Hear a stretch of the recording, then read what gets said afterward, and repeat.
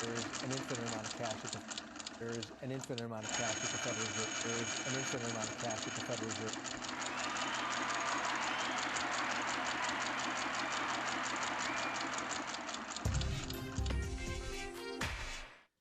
Good morning, Bitcoin. Today is May 7th, 2020. My name is Thomas Hunt, and this is the World Crypto Network. The price of Bitcoin is up 2.79% in the last 24 hours, with a last of 9,536, a high of 9,630, and a low of $9,029. Volume was way up, with 11,777 Bitcoins traded. Margin longs continued to lead the day with 78% of the market heading that direction. The halving is getting closer and closer, now showing on May 11th at 3:40 p.m., just 627 blocks away. We're joined by Dan. Say hi, Dan. Hey, dude, how's it going? It's going good, but we've got to start out with a big, long reading. But I just wanted people to know that Dan was here. And we're going to take phone calls today. After we do a big, long reading, maybe some news. We're going to take some phone calls. We're going to get the chat going. It's all happening right here. So give us a thumbs up and a share. Or give us a thumbs down and don't share. It doesn't matter. Yeah, thumbs down, actually, isn't it that's the correct way to go, right? But it's interesting in Roman times they didn't have thumbs down. It was thumbs sideways that was bad. Yeah, thumbs up was still good. Thumbs sideways or just closing your thumb, like bringing your thumb back in. That's why it's so funny to see that movie Gladiator. I think he uses the thumbs up, and it's like, that's anachronistic. You may as well have a wristwatch or a digital clock. So, but we're going to start off today with a reading from this great book that I've been reading. It's called Man's Search for Meaning. It's a 1946 book by Viktor Frankl, chronicling his experiences as a prisoner in Nazi concentration camps during World War II. It's a great book, as the Wikipedia article mentions. It's on a number of top 10 most influential books in the United States, and the book has been translated to more than 24 languages and sold 10 million copies. Here's just a little bit from Man's Search for Meaning. As we said before, any attempt to restore a man's inner strength in the camp had to first succeed in showing him some future goal. Nietzsche's words, "He who has a why to live can bear with almost any how," could be the guiding motto for all psychotherapy and psychohygienic efforts regarding prisoners. Whenever there was an opportunity for it, one had to give them a why, an aim for their lives, in order to strengthen them to bear the terrible how of their existence.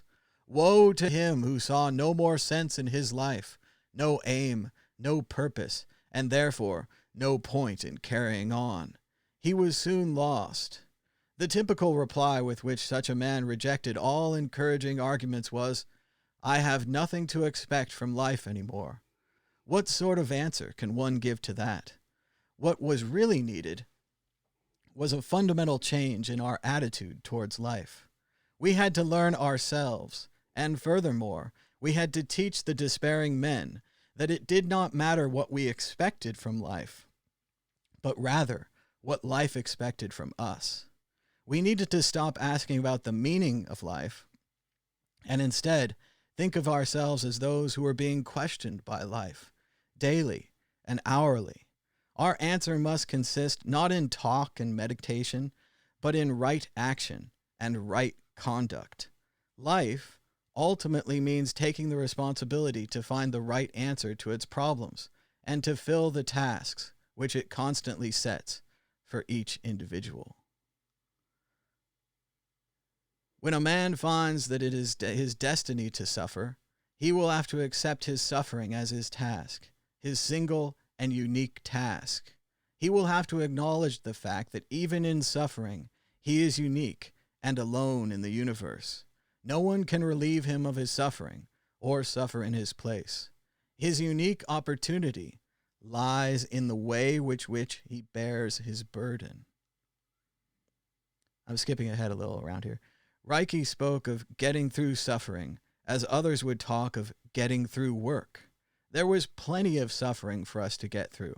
Therefore, it was necessary to face up to the full amount of suffering, trying to keep moments of weakness and furtive tears to a minimum.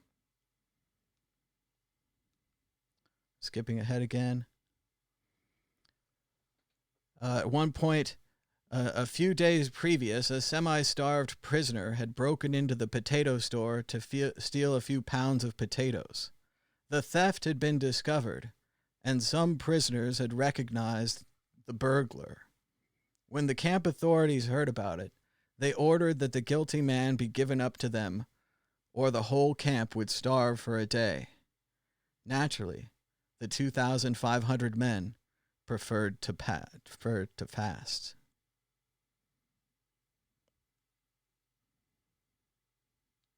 I think it's just an important story. It's something worth reading. I mean, there's a little more, but I don't think I'm going to read it. But this part here, I think, is very important. That a prisoner was captured trying to steal potatoes. So he had broken the law. He was committing a crime, and he very clearly could get the rest of them in trouble. He was probably hungry. And what he says is, they asked for the guilty man to be given up to them, or the whole camp would starve for a day. This is kind of us right now. We're giving up the weak man. We're giving up the people willing to go outside. We're giving up the postal carriers and the food reshelvers and the nurses and the doctors and the people on the front line of this thing. We could just starve for a day, it says. We don't have to give these people up. We could fast. We could not eat. In our case, we could just stay home and watch endless YouTube videos.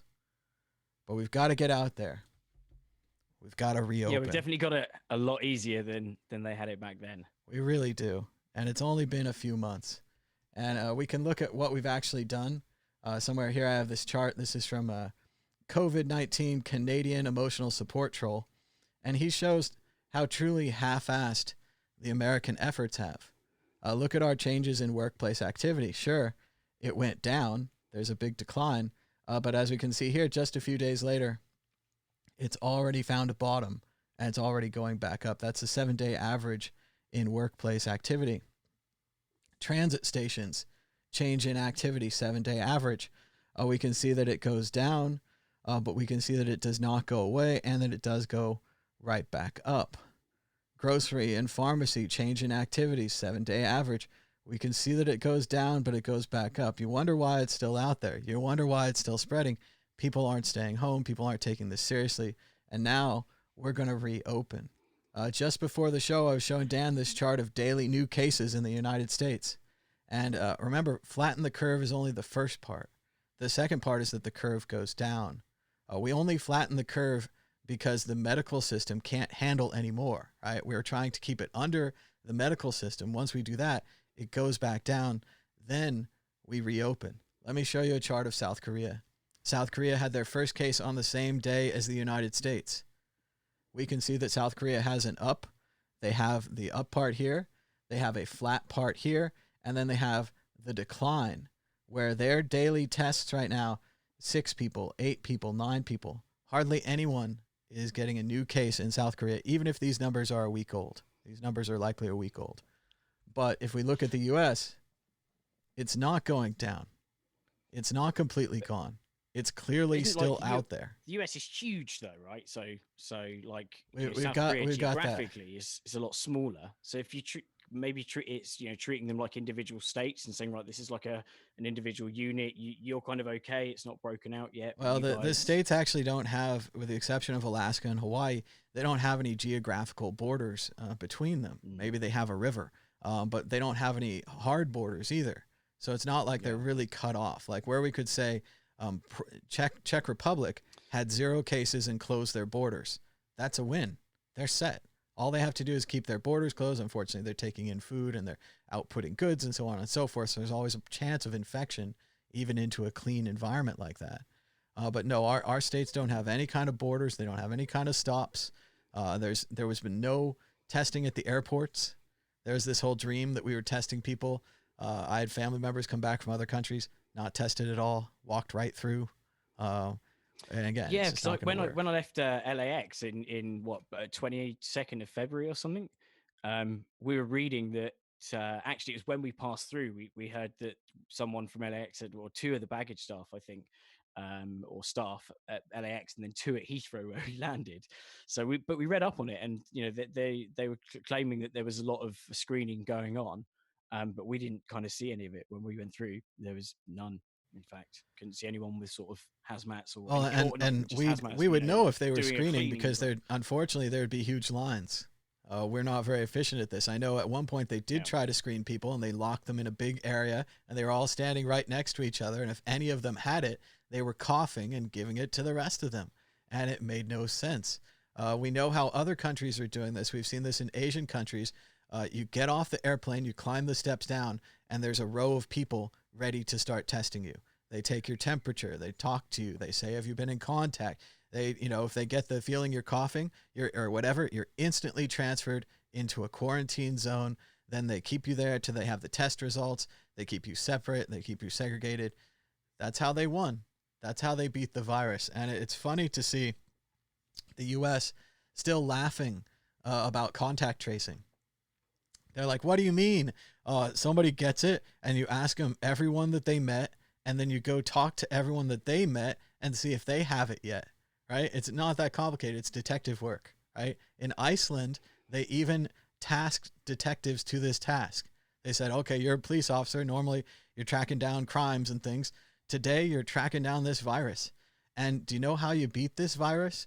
Is you surround it and you separate it from humans and you stomp it out. And it spreads human to human, right? A human coughs, it's in the air for a little while. A human sneezes, touches something, it's on that surface for a little while.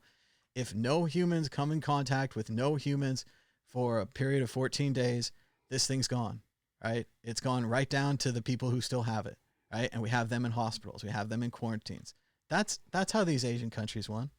Like, they didn't win by imaginarily wishing it away and then going outside. They didn't get herd immunity.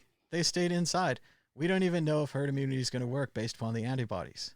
Like, you could have gotten no herd immunity and just death. So I heard a rumor that they used a combo of Lysol and I'm joking there. But they've actually got it smashed. And Normski's, he's in South Korea right now, so he can probably attest to how well it's wrapped up. But yeah, the track and trace thing. I mean, they're the sort of laws over there. Everyone's a bit more, and the way they are to government, it's a bit more kind of open to, their data kind of being shared. It seems, whereas here it's hugely, the idea of it. Even in the UK, it's like it's got people up in arms, infringing on the rights and Data Protection Act. In fact, we can't even like submit to certain areas with the stats in the UK because of GDPR laws. So yeah, that's actually hindering the rollout of a track and trace where we are. It's all a bit crazy. it's pretty bad. And they just released this chart yesterday showing that New York City appears to be in decline. So the largest outbreak in the U.S., the largest cases, all the numbers are in decline. So if you do look at some U.S. charts, you could get the idea that we flattened or declining. But if you actually separate New York City from the rest of the United States, we can see a little bit of a top here and a plateau. Then we can see a second top and a continued rise. You don't have to be a chart reader to say which way this is going. This one's going up. And this right here, this flattened part, this is everybody staying inside. This is everybody taking a huge sacrifice trying to fix this thing, staying inside. And what are we trading it for? We could stay inside for just a few more weeks or a month, and it might start to dip down, right? And we would see victory. And once we saw victory, let's go outside. I'm not saying no one's going to die ever. I mean, we're not talking that here. But what we are saying is let's not be stupid, right? Let's not just run right back out in there when we can see from this chart, there are clearly daily new cases still. If there are daily new cases, that means the virus is out there and that it's spreading. We already know this is one of the greatest spreading viruses in history, maybe the greatest, right? We look at cases in South Korea, almost down to zero. South Korea, you're good to go. Reopen some businesses. You're going to have a small second outbreak. America, you're not good to go. Don't reopen businesses. Don't go to bowling alleys and hair salons. You need to get your hair done that bad? I love that Italian guy said, how is it going to look in the coffin? How is your hair going to look in the coffin? Who cares? Right? That's you. But surely there's going to be, as we were saying before the show, that as we're chatting about it, that not everyone's going to rush out. There will be quite a rush, but we're still not going to see the same volumes. There's going to be a lot of people that are skeptical. They're still a bit fearful of going out. They're not going to use public transport. I think employers are going to be quite, hopefully quite understanding, because there's probably a lot on their responsibility around keeping the workplace safe. So in theory, it could be a nice, a relatively gentle approach, with people being clever. The virality on this thing says that one person could spread it to 59,000 other people. So if everyone goes out, it seems pretty obvious that they're going to spread it like crazy, and that they're going to go down and they're going to go sick. And there's that 14-day asymptomatic period, right, where people don't show signs, but they do spread the disease. And that describes everyone going out. Everyone going out strong and confident. I'm not sick. I'm not wearing a mask. You're spreaders. Like, you're the spreaders. And you'll be like, oh, how did grandma get it? And you're like, oh, yeah, there were more spreaders, and they touched more food at the grocery store. And even though grandma stayed home, all those spreaders out there made sure that everything was touched with virus, and they got it, and more people got it. So no, it doesn't make any sense to go outside. We do have a positive article on this from McSweeney's. Sure, the velociraptors are still on the loose, but that's no reason not to reopen Jurassic Park. And it would make things a lot more interesting. Oh yeah, well, that's what the guy says. I mean, as you're all aware, after an unprecedented storm hit the park, we lost power, and the velociraptors escaped in their enclosure and killed hundreds of park visitors, prompting a 2-month shutdown of the park. Well, I'm pleased to announce that even though the velociraptors are still on the loose, we will be reopening Jurassic Park to the public. Now, I understand why some people might be skeptical about reopening an amusement park when there are still blindingly fast 180-pound predators roaming around. But the fact of the matter is, velociraptors are intelligent, shifty creatures that are not going to be contained anytime soon, so we might as well just start getting them used to them killing a few people every now and then.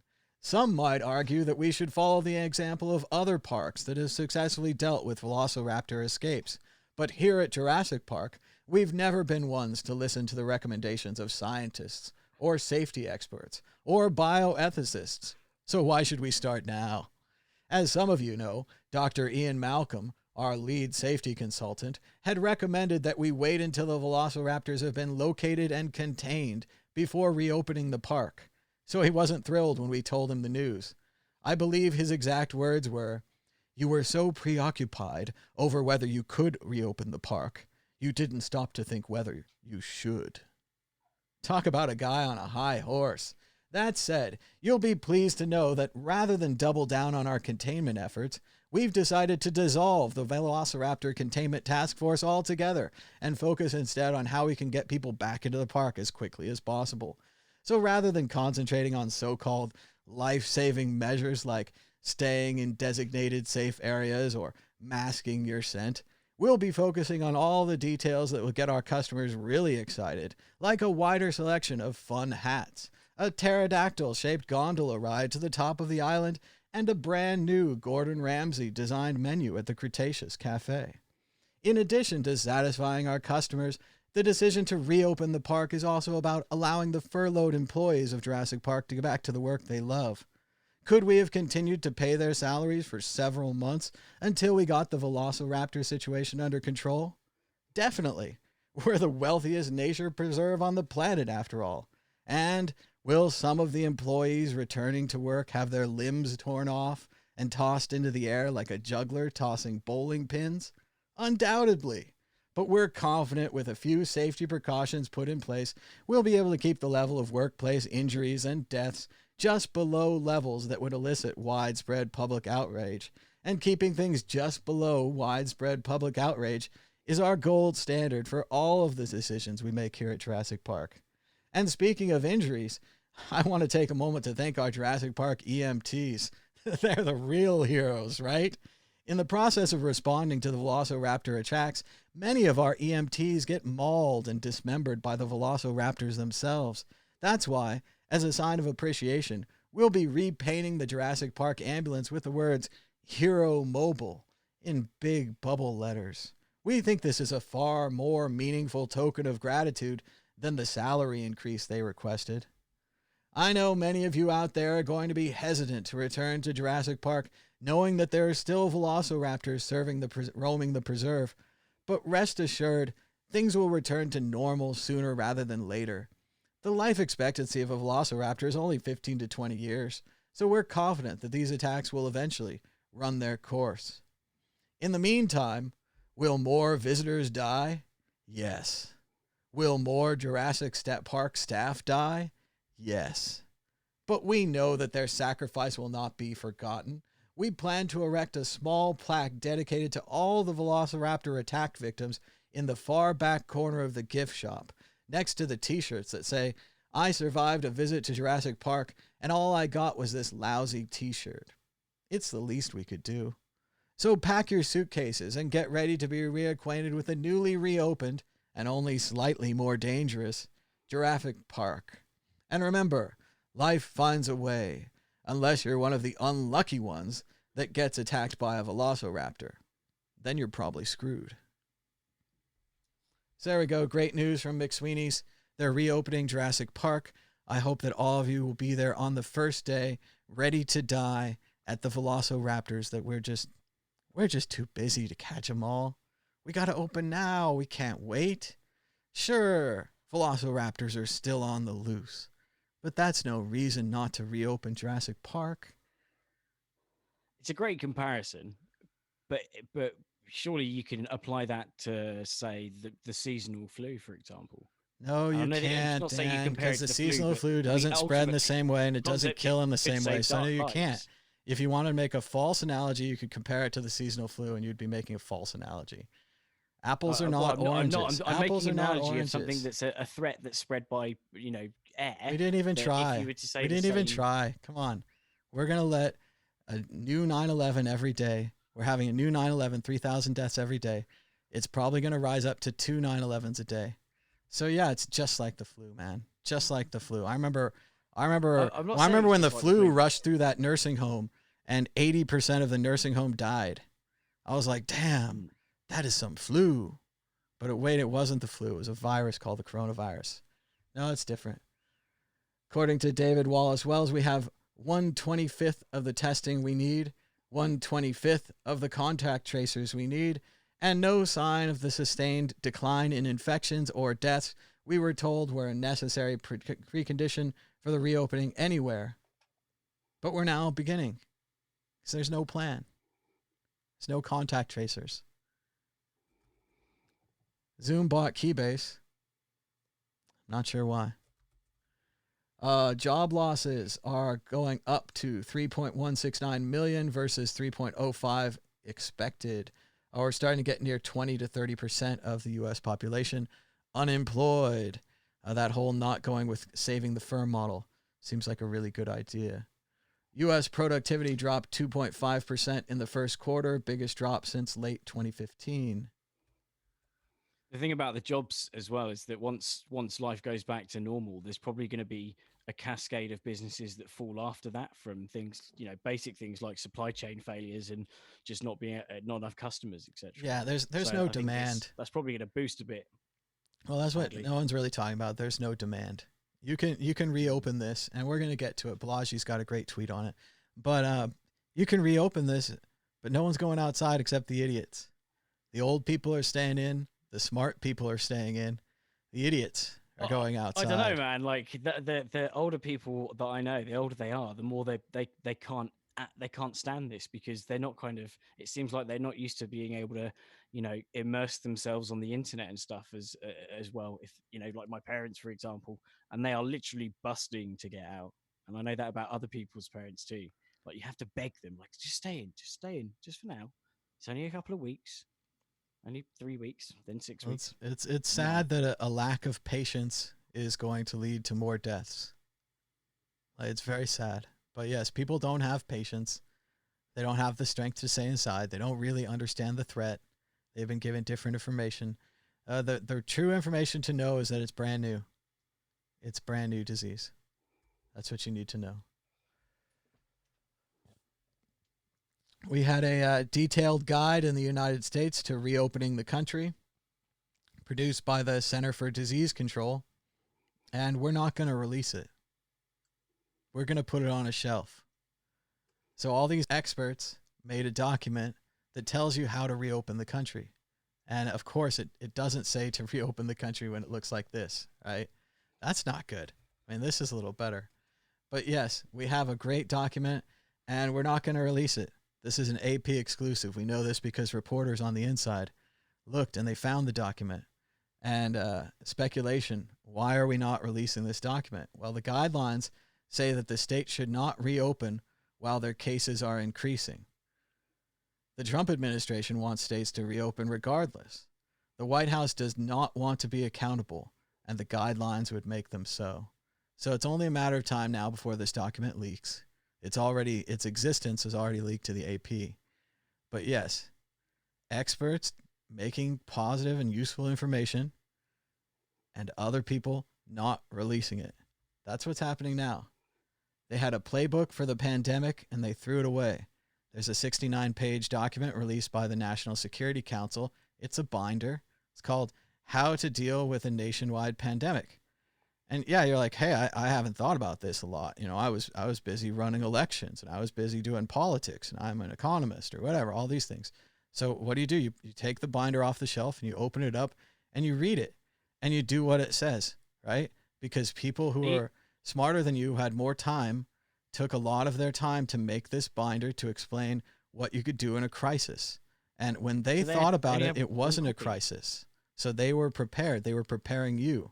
Then these Trump guys just left the binder on the shelf. Now we're seeing it happen a second time with the second page, 17-page AP document, the 17-page CDC document, opening up America. So Surely they could have used the existing information and built on that. You know, if it was there, it would. It's not like they metaphorically threw it away. They didn't literally throw away the only copy of it, and they're like, oh shoot, what have we done? Well, yeah, the previous binder was just legitimately left on the shelf. They did not consult it, and the new document, they're not releasing because they're afraid it will incriminate them because things are going to go so bad. This is a really unique time period that we're in, where we can see the train barreling down the tracks at us, right? And we're just standing there, and a lot of people are saying, that's not the light of a train, that's the sun. And then the other people are like, that's not the sun, that's the moon. And still other people are like, hey, maybe we should get off the tracks. You know, it seems like a train's coming towards us, or maybe the sun, maybe the moon, you know, maybe it's a UFO, but something's coming towards us really fast on these tracks. Maybe we should get out of the way. And they don't want to get out of the way. So they're just going to stand there and let the train mow them down. And the rest of us are going to just watch this in slow motion. And it's really sad. It's totally avoidable. Patience, strength, the ability to stay home, logic, the ability to read information and interpret it correctly. We don't have that anymore. I did actually read today that New York, there were 24-day old, incubation period where someone was away, at home for 24 days, locked up, and then got coronavirus after that. So, and some of those had extremely limited sort of trips outside, if at all. So that is quite concerning. Could be through events if they're in. Anecdotal evidence is anecdotal evidence. For all we know, they were having an affair and they don't want to tell people about it, or they were sneaking out to get fucking heroin. They don't want to tell people about it. I mean, we don't know anything about these individual cases. If we had a significant study showing that people were still getting it while they're staying home, we'd have a significant study, and we just don't have that. So no, I don't know about that. I mean, individual cases are individual cases. A lot of people believe that they're being really safe and that they're staying 6 feet apart. But maybe, 6 feet was just an average. Sometimes it's 9, sometimes it's 3. Maybe the thing they picked up had the goo all over it and they rubbed it all over their face. Like, it's just, there's so many variables. What we do know is that your best chance, the closest to zero chance that you can get of getting the virus is staying home, ordering delivery groceries, cleaning them with Lysol, setting them aside for 24 hours. There's whole videos on this. Don't just, listen to me, watch the whole video. And yes, staying safe, staying clean, staying inside. Yes, it's very difficult. I mean, we can play the CPG Gray video if you guys want, but I'm not sure that you're ready for it. You need to go watch it on your own first. We don't have a long-term strategic goal, they said this morning, one of the doctors. We have tactics. And this is why we're going to lose, right? A long-term strategic goal is how you win the war, right? We roll tanks into Berlin, we burn down the bunker, we get the dictator, right? That's how we win the war. A tactic is like, should we use airplanes or should we use tanks? Should we attack this place or that place?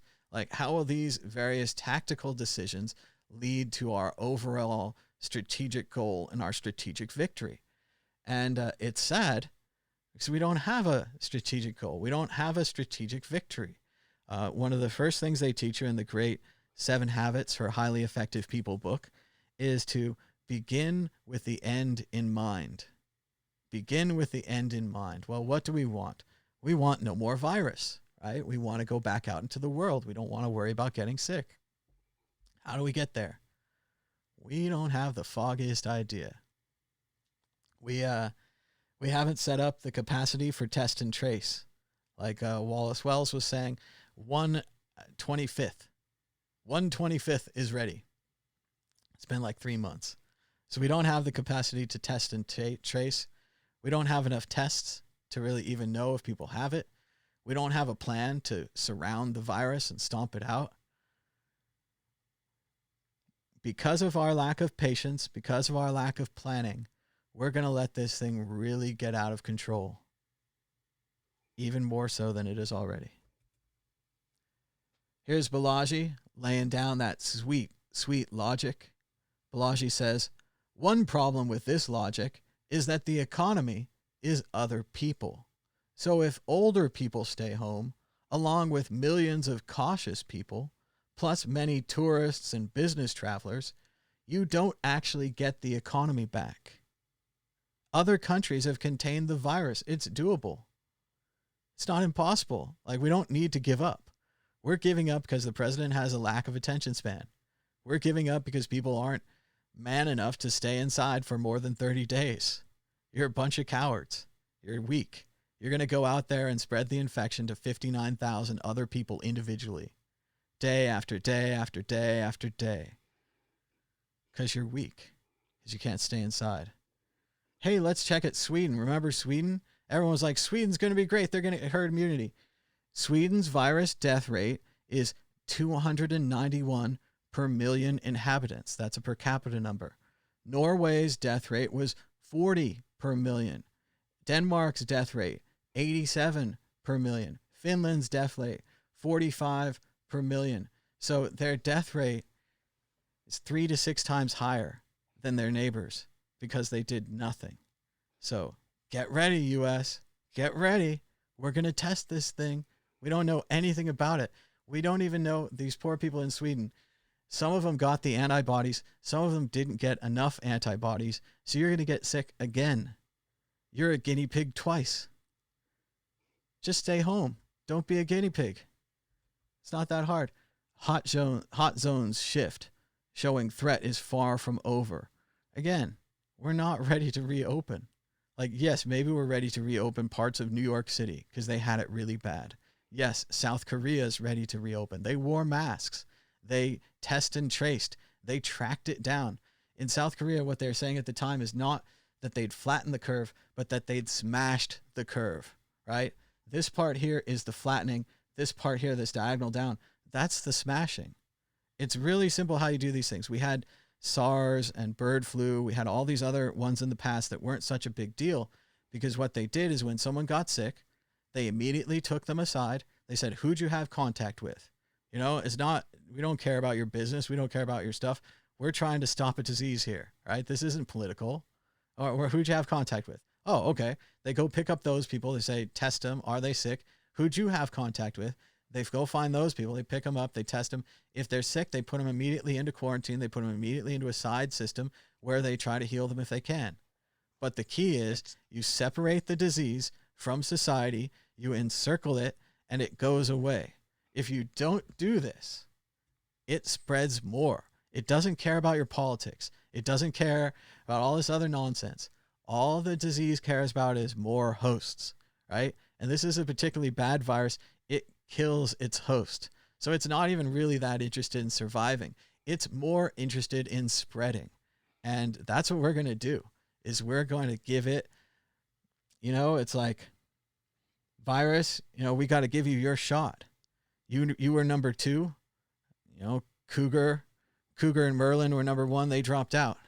Now you, virus, we're sending you to Miramar. We're sending you to Top Gun.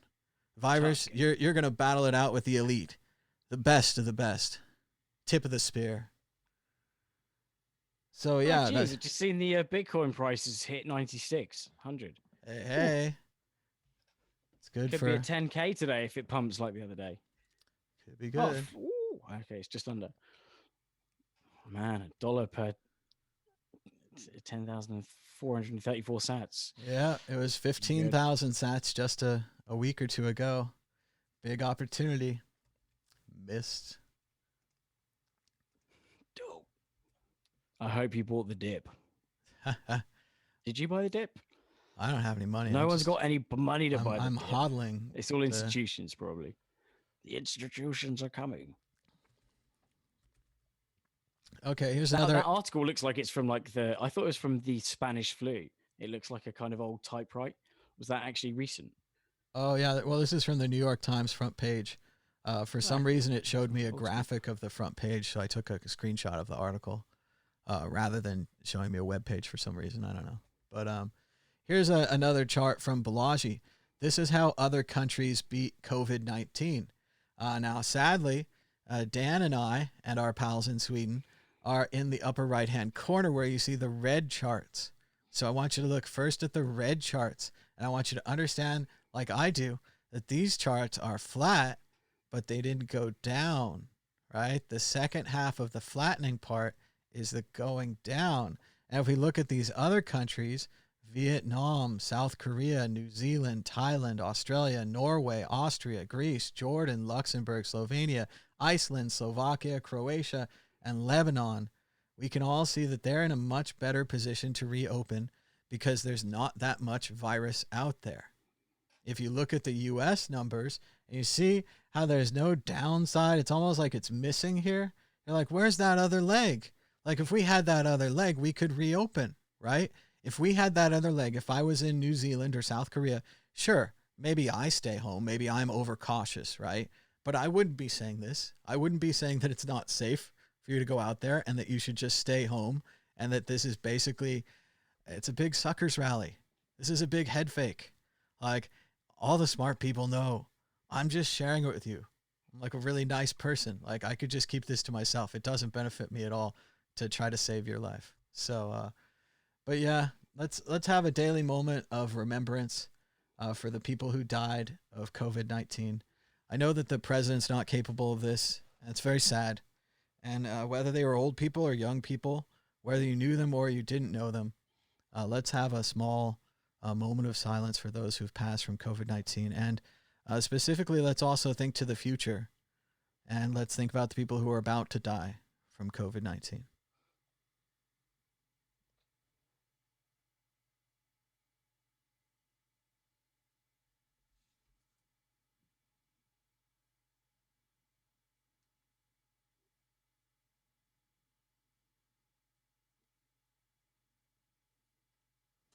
All right, just a little bit more from Viktor Frankl. So I began by mentioning the most trivial of comforts first. I said that even in this Europe of the sixth winter of the Second World War, our situation was not the most terrible we could think of. I said that each of us had to ask himself what irreplaceable losses he had suffered up till then. I speculated that for most of them, these losses had really been few. Whoever was still alive had reason for hope. Health, family, happiness, professional abilities, fortune, position in society. All these were things that could be achieved again or restored. After all, we still had our bones intact. Whatever we had gone through could still be an asset to us in the future. And I quoted again from Nietzsche, Was mich nicht umbringst, macht mich starker. That which does not kill me makes me stronger. Then I spoke about the future. I said that to the impartial, the future must seem hopeless. I agreed that each of us could guess for himself how small were his chances of survival. I told them that although there was still no typhus epidemic in the camp, I estimated that my own chances were about 1 in 20. But I also told them that in spite of this, I had no intention of losing hope and giving up. For no man knew what the future would bring, much less the next hour. Even if we could not expect any sensational military events in the next few days, who knew better than we, with our experience of camps, how great chances sometimes opened up, quite suddenly, at least for the individual. For instance, we might be attached unexpectedly to a special group with exceptionally good working conditions, for this was the kind of thing which constituted the luck of the prisoner. But I did not talk only about the future and the veil which was drawn over it. I also mentioned the past, all its joys, and how its light shone even in the present darkness. Again, I quoted a poet, to avoid sounding like a preacher myself, who had written, Was du erbst, kann keine Macht der Welt die rauben. What you have experienced, no power on earth can take from you. Not only our experiences, but all we had done, whatever great thoughts we may have had, and all we had suffered, all this is not lost. Though it is past, we have brought it into being. Having been is also a kind of being, and perhaps the surest kind. Then I spoke of the many opportunities of giving life a meaning. I told my comrades, who lay motionless, though occasionally a sigh could be heard, that human life, under any circumstances, never ceases to have a meaning, and that this infinite meaning of life includes suffering and dying, privation and death. I asked the poor creatures who listened to me attentively in the darkness of the hut to face up to the seriousness of our position. They must not lose hope, but should keep their courage in the certainty that the hopelessness of our struggle did not detract from its dignity and its meaning. I said that someone looks down on each of us in difficult hours, a friend, a wife, somebody alive or dead, or a god, and he would not expect us to disappoint him. He would hope to find us suffering proudly, not miserably, knowing how to die. And finally, I spoke of our sacrifice, which had meaning in every case. It was the nature of this sacrifice that it would appear pointless in the normal world, the world of material success. But in our reality, our sacrifice did have a meaning. Those of us who had any religious faith, I said frankly, could understand without difficulty.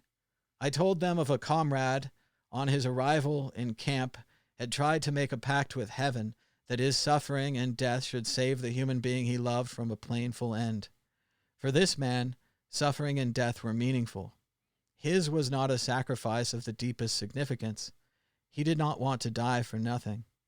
None of us wanted that. The purpose of my words was to find a full meaning in our life, then and there, in that hut, and in that practically hopeless situation. I saw that my efforts had been successful. When the electric bulb flared up again, I saw the miserable figures of my friends limping toward me to thank me with tears in their eyes. But I have to confess here that only too rarely I had the inner strength to make contact with my companions in suffering, and that I must have missed many opportunities for doing so. That was Viktor Frankl, Man's Search for Meaning.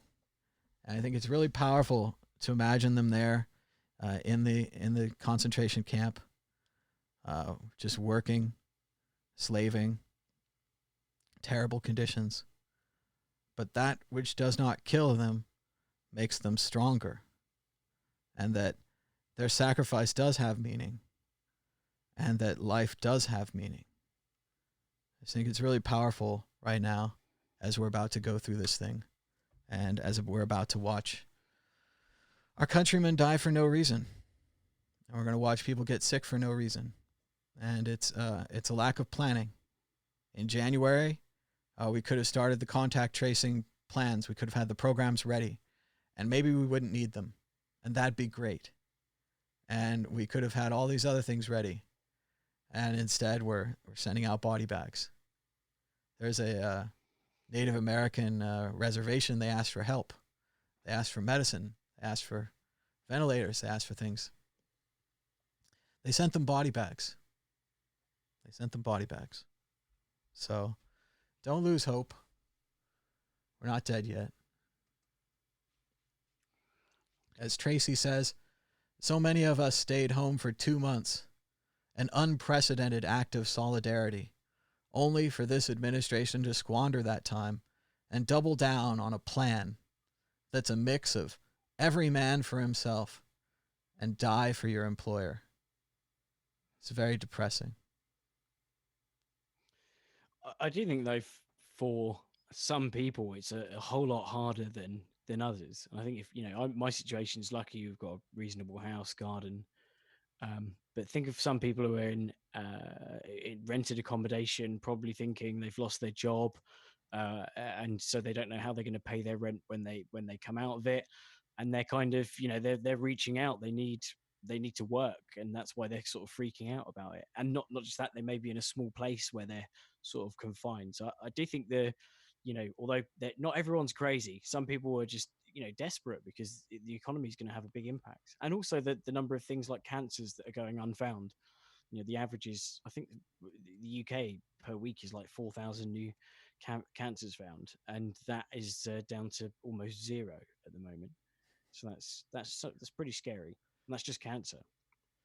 Yeah, if you stop looking, you stop finding things. That's for sure.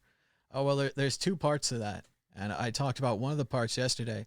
Like it or not, believe in it or not, be offended or not, in the United States and generally in the rest of the world, we have a Keynesian economic system. Like, yes, we like Bitcoin, and I'm interested in Austrian economics and all these things, right? I read a lot. But Keynesianism, which means in the time of crisis, the government prints money, right? This is a crisis. It's a time to print money. Now, it's sad to me that they've given the money out to these small businesses like Tron, who took $2 million from the government small business loans, yet paying around $5 million to have lunch with Warren Buffett. It's insane. Other large companies like Ruth Chris, Potbelly Sandwiches. Oh, what's the other one?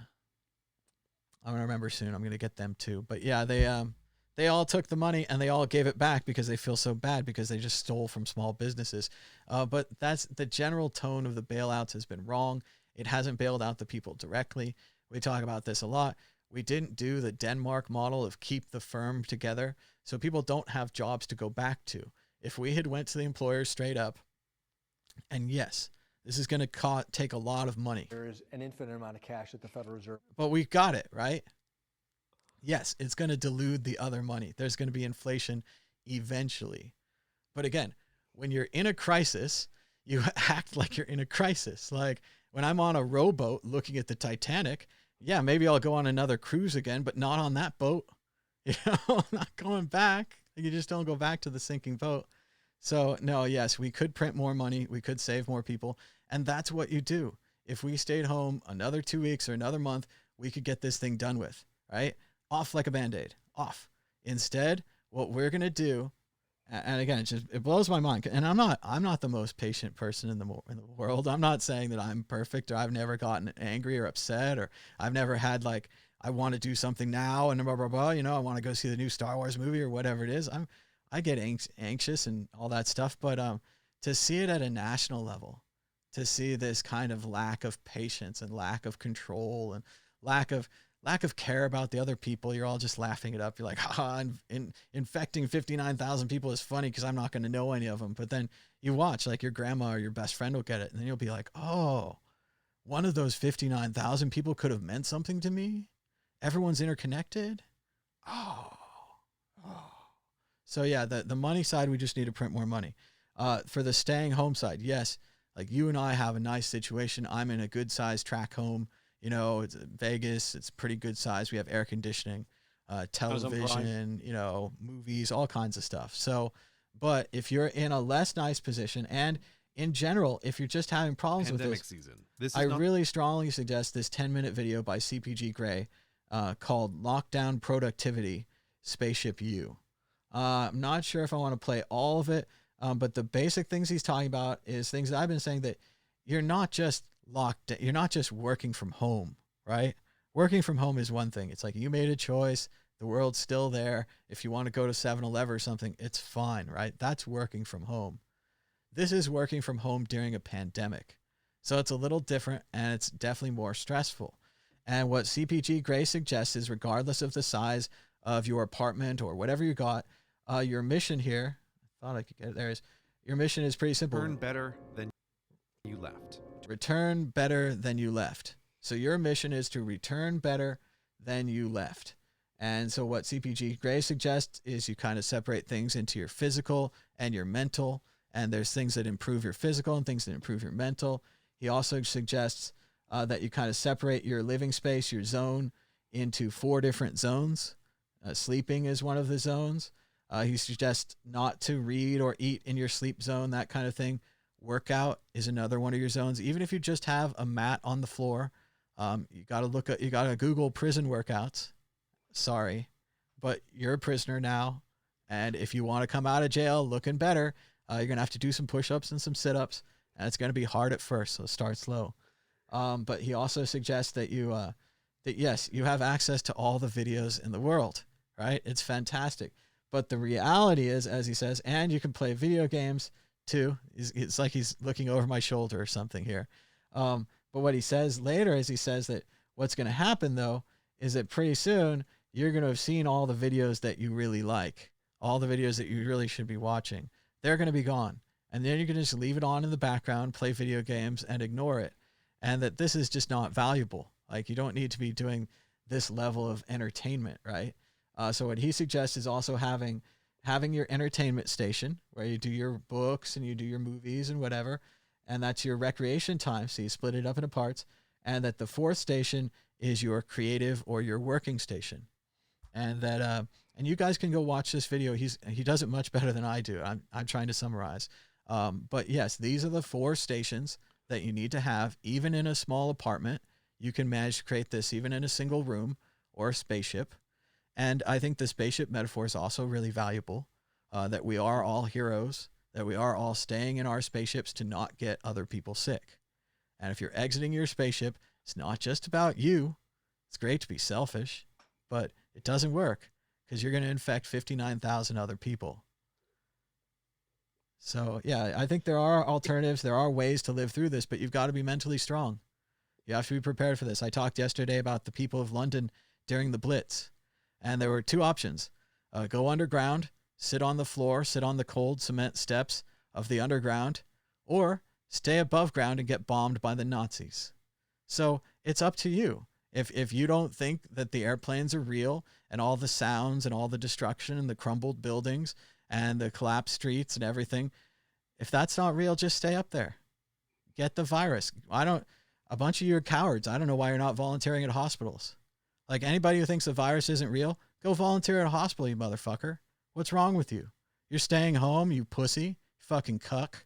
You should go to a hospital and volunteer. Don't wear a mask. You're going to wear a mask when you volunteer at the hospital, you coward. This virus is fake, you idiots. Go out there and get it. Give it to your family. Give it to your grandparents. Murder your whole family, right? Or stay home for a month. It's so freaking hard. I mean, what are you going to do? Well, murder your whole family, stay home for a month. Oh, it's tough. It's a trade-off, right? I gotta weigh all my options. I got a lot of options there, man. I don't really like my family. I don't care if they die. Well, you might think about that later. But I don't know anybody. I don't care. I don't know any old people. Only kills old people. Fuck old people. Yeah, we'll see. You're gonna be old someday too, maybe. Maybe. We'll see what you think about that then. That's the problem. It's always the classic poem, Father Nemoral or something. He said, when they came for the old people, I wasn't old, so I didn't care. And when they came for the people that were obese and overweight, oh shit, that's me. And when they came for the people with diabetes and other conditions, oh shit, that's me too. Other people like me. Oh fuck, we're gonna die. So yes, stay home. Stay home, you idiots. If you think it's nothing, please go outside. Please don't wear a mask. Go volunteer at a hospital. Go pick up garbage. There's lots of grocery stores that are hiring. You can restock shelves. You could be a delivery person. You could deliver people food. There's all kinds of good things you can do if you don't believe this is real. If you don't believe this is real and you're staying home, you're just a coward. Have you left your house at all since lockdown started? Obviously I'm doing the best I can. I'm only a person. Yeah. The dog was sick a couple of times. We went to the vet. I went, one time we went out to get propane. And then the rest of the time we've been doing food delivery. And were you making a flamethrower? Huh? Were you making a flamethrower? No, I'm cooking food off the grid, baby. Oh yeah. Oh yeah. When the rest of the system goes down, you can still run your barbecue with propane. So it's a pretty good thing to have. But no, that's about it. 2 or 3 times, a couple of grocery orders. Even for a while there, we were trying not to do grocery orders, and I was going to try to just survive on this big bag of rice I got. So we didn't have to do that. Fortunately, some really nice people risked their lives to deliver us groceries. Maybe that's not fair. I mean, I don't think it's very fair, but it's what happened. It's what we did. And if you don't think it's real, come on, go volunteer at Instacart. Go volunteer at a hospital. I'll wait here. You can pause the video. I'll be back later, and you can tell me how it went. I think that video is quite interesting, though, because for anyone that's going, well, I think everyone's experiencing it now. When you're working from home, it's really difficult to kind of shut down and separate, your mind from work when you're sat there in front of you, on your sofa doing work during the day. So you've really got to be careful in general with just making sure you've got your defined spots and adding a bit of routine in, because otherwise it really does get, very difficult to switch off. And then Absolutely. sleep becomes impossible. Well, and I think with the sleep, I've seen it all over the place. And, when I see it too much, I have to join it. But yes, on the Audible bookstore, on the Kindle bookstore, they're basically giving away meditation material. They're like, people are having trouble sleeping. Here's some free books. Here's some free audiobooks. I got an app called Insight Timer. I really like it. It has a lot of other things than just a timer. And I'm listening to this meditation program about sleep, and it's great. And you guys find what works for you. If I have time later, I'll try to share a link on the @MadBitcoins Twitter. But again, what works for me might not work for you. So find your own meditation thing that works and try it. It's not too late to try meditation. Mainly, it's just silence. It's just a matter of stopping your mind, which can be much harder than it sounds. It sounds like an easy thing, but it's much harder. Try some meditation. Try some stretching. I had been not stretching for a while, and I was afraid to stretch. It had been that bad. And no, we got to stretch. We got to stretch. We got to live through this. CPG Gray, definitely check out this video about breaking up your work and breaking up your recreation and all these kind of things, and really understanding what your goal is. What's the goal of the recreation? What's the goal of the exercise? What's the goal of the work even, right? I mean, keep your boss off your ass, make some money. Those are good reasons to work. Making things creatively, there's less reason for. It doesn't quite make money, but you might feel fulfilled and happy in the end, like you did something worthwhile with your life. Like if you went out and volunteered at a hospital right now. Come on, it's a hoax. It's fake. It's the Democrats. Go out, volunteer at a hospital. How about a polling place? Sign up to be a poll worker. Come on, we're going to have an election in November. Everyone's going to go out and get each other sick so we can vote. Come on. I don't think there's many people that think it's genuinely the hoax. No. You don't read my mail, baby. You got to read my comments and the messages there. Yesterday's comments were all about how it was a hoax and how we're totally fooled and how there's 70,000 people dead in the United States. And we're the idiot. We're the idiot out there saying, hey, we just lost as many people as we did in the Vietnam War in 3 months. hey, we're gonna if we go back out, we might break World War II. Ha! We're having a 9/11 every day in America. Yay!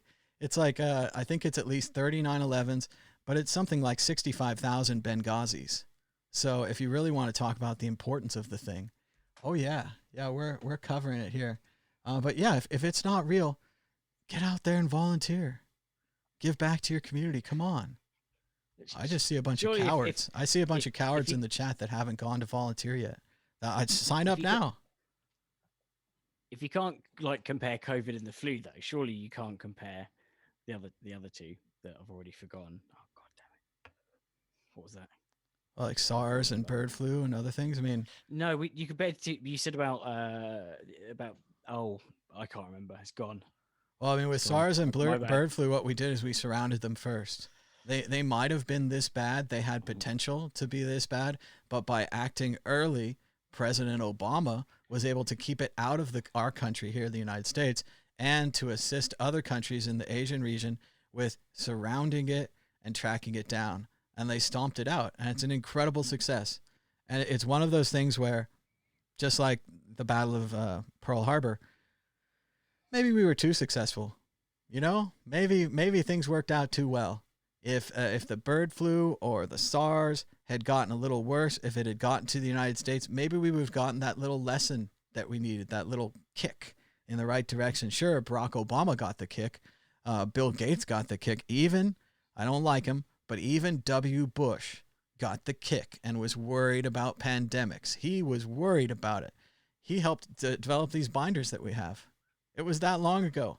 The National Security Council put these binders on the shelf, and they thought expertly for months and months and months and wrote reports about what to do during pandemics. And then we totally abandoned it because we're so much smarter now than we were then.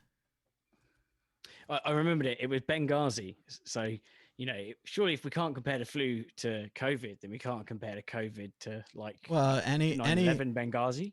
any event with a death toll, we can compare it to another event with a death toll. I'm straight up comparing the dead. That's flu as well. You can compare the death. Well, again, that's actually, you can't say that things that are viruses are different than things that are wars. Okay, so you can't just say World War II is like the coronavirus, but you can say that as many people who died from World War II are as many people who died from the coronavirus. You can compare one aspect of them, the death toll. And sure, you could do that for the flu, but the problem is when you're comparing two things that are similar, like apples to apples or viruses to viruses, then you have to start looking at how they spread. And this thing spread so much better than the flu. It's so much stronger. It's like you're comparing the flu to the AIDS virus. You're like, I hope I don't get the AIDS. Oh shit, I got the AIDS. So no, it's not really right there. Yes, they do kill people. 25. Sorry, Bitcoin. Oh yeah. It's pumping. Sorry. Price goes got up excited. when we do this show. You know that. Everyone knows that. Oh, But yeah, 10K soon. 10K soon. Get ready. Also got exciting Bitcoin-based news. PewDiePie is leaving that goofy blockchain video platform for an exclusive YouTube deal. It's almost like he just used the goofy blockchain video platform called DLive to get a better deal with YouTube.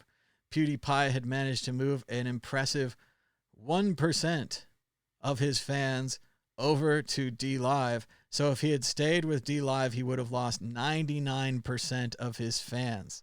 So yeah, PewDiePie is going back to YouTube. Duh. I don't even think he stopped making YouTube videos. Okay, so good one, DLive. Way to spend that money. Nice job bringing in the big hitter. Yeah, he really stuck with you. 6 months or something. We've got some... But you've got to admit though, surely the YouTube cutting videos down, like for not doing anything particularly that bad. I mean, yeah, Dr. but we know why that's looking at data. We know why that's happening too. When the virus started, YouTube had to let go all of their humans that look at videos because they couldn't do it anymore. And I guess they could do it from home really if you want. But so they have algorithms running the show. So that's why these people get banned. Okay. It's a computer mistake. And yeah, a lot of them are good people, like Adam Meister has been doing Bitcoin videos for years and years and years. However, if you start giving out information that's counter to the public health, then things get complicated. Then YouTube is now hosting information that's counter to the public health, and YouTube's a private company. They're not going to want to host your information if it seems counter to the public health. So that's pretty obvious right there. And again, we're using their platform. All of this, I remember when we invented the internet, and I remember when we had all these things and we talked about how they should be distributed, and we talked about how they shouldn't be owned by a corporation and they should be protocols, right? Like instant messaging, chat. We used to have open protocols where different chat things like AIM and other systems could work together and they could all use the same network. And that allowed everyone to benefit. But then other companies like Facebook and Google, they just want to own the protocols, right? They don't want an open web. That's why Google killed Google Reader. RSS was an open protocol, partially invented by Aaron Swartz, the impressive Redditor. And they can't control that. They can't profit off it as easily. So yeah, we got the internet that you get if you're lazy. We got the internet that you get if you don't pay attention. They came in, the corporations, and they took it from us. Just like they took radio, just like they took television, just like they took newspapers and pamphlets and printed homes. I think it will be pretty gradual, but some of these platforms, the alternate, YouTube alternatives, they will, gradually build network effect. But I mean, I can't see YouTube getting usurped anytime soon. It's just and that's the problem with all of these walled gardens, is they're just too powerful. And like, yes, you hope that the outsiders have a chance, but then the walled gardens will open up just a little bit to kill the outsiders. And then once there's no more outsiders, they close the garden back up. Twitter used to have an incredible open API. You could write a whole program on Twitter like TweetDeck, and then it was a separate company at the time. And you could display Twitter's images and their graphics and their news and their information. And everyone was lauding it and celebrating it. And then they shut it down. Now it doesn't exist. Now you can't do that. That's why you don't trust a private company. That's why you want an open protocol like Bitcoin. That's why if you look at something like Ripple or Ethereum or the DAO, they're all designed for someone other than the public. They're designed for corporations to use. They have rollback. Rollback is a feature that corporations like. We made a whoopsie, we got hacked, whatever it is. You just call up Uncle Vitalik, he rolls it back for you. Bitcoin doesn't have this, right? Bitcoin's a true open protocol like the internet. Bitcoin can't be co-opted as easily. You can still send packets around. User interfaces might not be there. But you can still send packets around on the original internet. So it's going to be very hard for any of these ideas that we keep having, decentralized YouTube, decentralized Facebook, whatever it is. It's very hard to get the network effect. It's very hard to get the people on your side. They'd rather stay in their old systems. They don't have enough reason to move to a new system. And look at this example here. Obviously, we can't blame PewDiePie for going back to 99% of his audience. And in the same way, can we really blame the audience for not wanting to move? They just want to stay on YouTube with all the other videos they watch. Only PewDiePie left. Sure, maybe if everyone left. Why didn't he just post it on both? Oh, he could, but then you don't get a sweet deal. You gotta get a sweet deal. Oh, exclusive. It's an exclusive deal here. He only streams on YouTube now. He signed a deal. And yeah, respect to him for manipulating the system and using one company against the other company. I mean, this is just smart business here. And also, F you to all the people who called PewDiePie a Nazi. Like, that was complete nonsense. That was bullshit. And that's also why this is happening in the first place. YouTube should have loved this guy the whole time. He's incredibly entertaining. He's incredibly hardworking. And he's a good example of the platform. And yeah, he made a couple of Nazi jokes. They were off color. Like, they're poor choices, sure. But that doesn't make the man a Nazi. So it's pretty weird stuff that happened to old PewDiePie. A lot of people would disagree with that. A lot of people think that, just anything makes someone a Nazi. Just saying, oh, in some instances, I agree that a wall may be effective. And so it does get bandied about quite a lot, the old Nazi. Well, I mean, he nowadays. specifically made jokes that weren't that funny, that were like Yeah. Nazi-related jokes. So in that case, I think we can say they were attempts at humor, maybe not great attempts. He apologized. I think we can move on. I mean, if he had said other shit, and you know it right when you see it, I don't even have to make up some terrible shit. You know terrible shit when you hear it. And no, he never said anything like that. I never. Or like projected Justin anything. Trudeau and his multi-year blackface. I don't know about that. Did he wear a Halloween costume or something? Oh, there's loads of them. There's like Aladdin and all sorts. It was. So, I mean, you know, it's pretty funny. it's just there. Well, it was. okay, it's not funny, as in it's funny. It's not nothing about it's funny apart from the scenario itself about him being very, left-leaning and liberal, and then having it a dark history, as it were. I'm not so sure about that. I mean, I know it's fun to be politically correct and to judge other eras against other eras. But it seems a lot more to me like, let's just say Aladdin. Like if he dressed up like Aladdin, it seems more to me that he likes the character Aladdin. Like he's showing respect to the story and the author and the Arabian Nights and the whole that's history. cultural appropriation, you see. I think in the time period it was 8800. different. I really think it was different, and I think also just that I I don't know. think we I'm can judge playing him on devil's that. advocate is because everyone else is kind of good at, the history. People's history has always been brought up, but it's just interesting to see that no one's infallible. Everyone's got something on them that's stupid that they did when they were younger. Yep, like that British prince who literally dressed up as a Nazi. Yes, That was exactly. a little odd. Like, I mean, if you really want to say, like, okay, so Aladdin is really bad, but a Nazi? I mean, I think the Aladdin costume looks good now. I mean, and again, I like Aladdin. I think it's a great story. I like the movie, If I dressed up as Aladdin, I certainly would do the blackface or whatever these days, but in the time or whatever, I'd imagine, because I wanted to look more like Aladdin. I mean, it seems like, I don't know. There was a great tweet that went around recently about Robert Downey Jr. did a whole movie in blackface and even talked about it during the movie. And of course, that's Tropic Thunder. And it's a hilarious movie. And yes, it's kind of impressive that he got away with it and all that. But at the same time, like, and got an Oscar nomination. Yeah, well, it's the quality of the film. I mean, it's the quality. It was funny. Like, and we used to have a sense of humor. I have to tell DJ Booth I broke his chart thing. Damn you, Bitcoin. Let's see. Maybe if we change back to this thing, it'll fix it. Okay, it works in this mood. So there we go. Cartoony mode. We're getting close. So what do you think, Tom? 10K end of the day?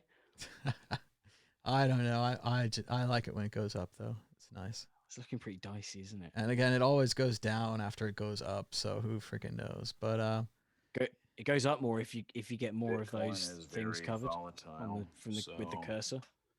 Oh yeah, I know. It's counting how many of these little things I click on, and then when you click on this guy here, it's like a goose. Bitcoin is very volatile, so that's from a Silicon Valley episode where he had this like metal anthem playing every time the price of Bitcoin went up, and it was always like or something. That was a cool episode. Nice. Interesting article here from Cointelegraph.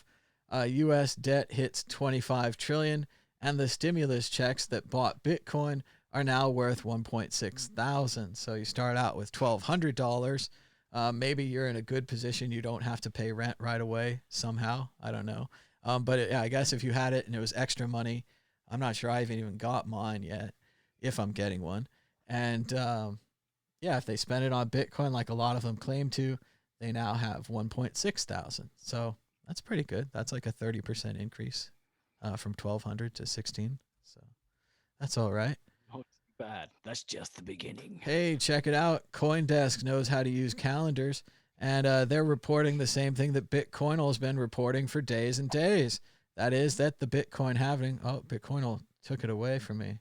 It's gone. Oh, it's a new version. But anyway, the halving's been moving up. It's now scheduled for May 11th. So everyone that scheduled a big, fancy, rich halving party so that they could dominate the market and get all the money, now you've got to reschedule. Now you've got all those people that you had timed out. You got to reschedule. You got to move them around. Oh, Bitcoin's so difficult. Oh, having a halving party so hard. Oh. So saying here it's 12th. I'm looking at bitcoinblockhalf.com and it's saying 12th of May. Yeah, at, a lot. 10 past midnight. DJ Boo's having it move up to the 11th of May at 3 o'clock right now. So I don't know if these other guys are. And we had all that talk where there were more miners on the network and they were cranking out blocks. I think CoinDesk used the fabulous turn of art that they were banging out a lot of blocks. Oh, yeah. A lot of blocks were getting fucked. They were getting banged. And if you bang out a lot of blocks like that really fast, then the halving moves up, right? And this is what happened with like Bcash and some other things. Their halvings moved up because their blocks were so easy to solve because they're fucking clown show. Maybe someone unearthed the picture of Craig Wright posing topless, and that's what That accelerated the whole market. Kicked it all off, yeah. I hear Craig Wright's about to pose as a plagiarizer. I hear they're looking at his college thesis, and that poor guy alleged. The university responded to the thread. Yeah. They're going to have to look at it because it's that bad. Yeah, I would say allegedly, but yeah, when this is all over, that guy's not going to have anything left. He's going to be like this great scammer that like touched the sky like Icarus in his chariot and caught on fire and died, right? So Icarus... He'll have some hugs from Calvin Air, though, I suppose. There, Craig. We almost did it. Now that's worse than getting the virus there. Satoshi. That's a virus I don't want. Touched by that guy. Oh, we've got another guy I don't want to be touched by. Bitcoin stock to flow creator will go dark if the Bitcoin price hits 6 figures. I love this about these chart guys. So what he says that if I'm right and the thing goes great, right, and Bitcoin goes to $288,000 a coin, this guy says he's going to disappear right away and that governments are going to fight for it, and he thinks that they're not going to come looking for him, right? And he thinks that he gave a whole interview with Pompliano and he used his real voice and told Pompliano who he is, and I don't know that they really said who he was publicly. He thinks he's not going to be found, like his voice print's not on file. So he's a character right away. But what I love is what he says is, if he's wrong, he'll come back and give us another model. And it's like, well, if you're wrong, your model was wrong. Maybe you should just shut up. Like maybe this should be the other way. Like if Bitcoin's price goes up, you crow a lot about it and talk it up like you were right. If Bitcoin price goes down, how about you just shut up and go away? Right? That's what I would say if your model's wrong. But no, he's like, it's more of a scientific thing to him, I think. It's not so much about these people that just want the chart gains and whatever. For him, he wants to model it properly as a scientist, and he would be unhappy if he modeled it improperly. So I dig what he's saying, but I just see so many of these chart guys. They're like, the price will go up unless this. The price will go down unless that. They're just saying both sides. It's got a lot more meat behind it, though, hasn't it? In terms of the pattern, it looks very convincing. Yeah, but not from this guy. I mean, the idea that Bitcoin would be more valuable because it's scarce has been clear since someone explains the halvening to you. As someone says just the sentence, every 4 years, the amount of Bitcoins produced every 10 minutes on average reduces by half. You're like, wait a minute. This is structured differently than other things. So yeah, I think it's been kind of blindingly obvious. And yeah, he lined it up with the chart, and the chart matches some little lines that he drew on the chart. But to me, from the very beginning, it's been blindingly obvious that Bitcoins were scarce and they were getting more scarce. I don't know. It just doesn't seem like a great grand theory to me. The grand theory of Bitcoins getting scarce. You didn't see it coming. They announced the halvening in advance. It's not like the whole point is to compare it to a traditional currency where, like right now, the U.S. dollar just printed more. There's an infinite amount of cash at the Federal Reserve. We printed more dollars than we've ever seen, right? We didn't expect that to happen. That wasn't scheduled, right? If that was Bitcoin, it would have to been on the schedule from the time Bitcoin existed. So unlike every other currency in the world where they might print it randomly, they might print it randomly when they feel good. They might print it randomly when they feel bad. They might just print it regardless of feelings. All of that compares favorably to Bitcoin with its halving schedule of reducing production every 4 years. So yeah, I think we've always said it was going to go up. I don't think that you needed a chart or a graph or a little magical thing. I mean, I think that if you just bought a little, kept working your job, took it as an investment, and kept paying your bills and everything, you'll be fine. I think we'll all be fine. John McAfee thinks he's solved Bitcoin's greatest mystery. Who is Satoshi Nakamoto? Or is our real mystery, why do we care about John McAfee anymore? That might be it. John McAfee claims to know the answer. John McAfee says he's 99% sure that he knows the identity. According to McAfee, here comes the meat of the article. The meat. I said meat with McAfee. It was a team of 11 people over a period of 5 years that came up eventually with Bitcoin. Adding that he thinks Craig's Wright was involved. How they decided who would write the paper, I don't know. But anybody who wants to know who it is, I mean, you know who the options are. You've got Craig Wright, possibly. I'm not going to name everybody else, otherwise you'll figure out who it is, but somebody wrote the white paper. And what I like here is this piece of evidence he picks up. We had this in 2013. Like this is not at all new. The author used British English over American English and consistently used 2 spaces after a period. For those of you who don't know, that means that the author was probably trained on typewriters. We probably have an older Satoshi Nakamoto, much like myself, can't stop doing 2 spaces after a period. It's just what they taught I us. learned on an Amiga 500, and that was, back in the day when they taught me, it was on a old BBC actually, but I had a Amiga 500. But I was taught the two spaces. I know someone that does 3 spaces, and it annoys the absolute hell out of me. When I'm responding to an email, I have to go back and correct all of their spaces and then write my email first, even though he's probably not even going to notice. But one day he will. Yeah, three spaces is crazy. And of course now, and the reason they would teach you that as well is just so the sentences stick apart a little bit. It makes them a little bit easier to read. And it's the kind of thing where now the computer could probably just notice that there's a period and put a slightly bigger space. So you wouldn't have to do that. But yeah, we had this years ago, and they said that they knew who it was based upon text analysis, and they said that it was Nick Scabo.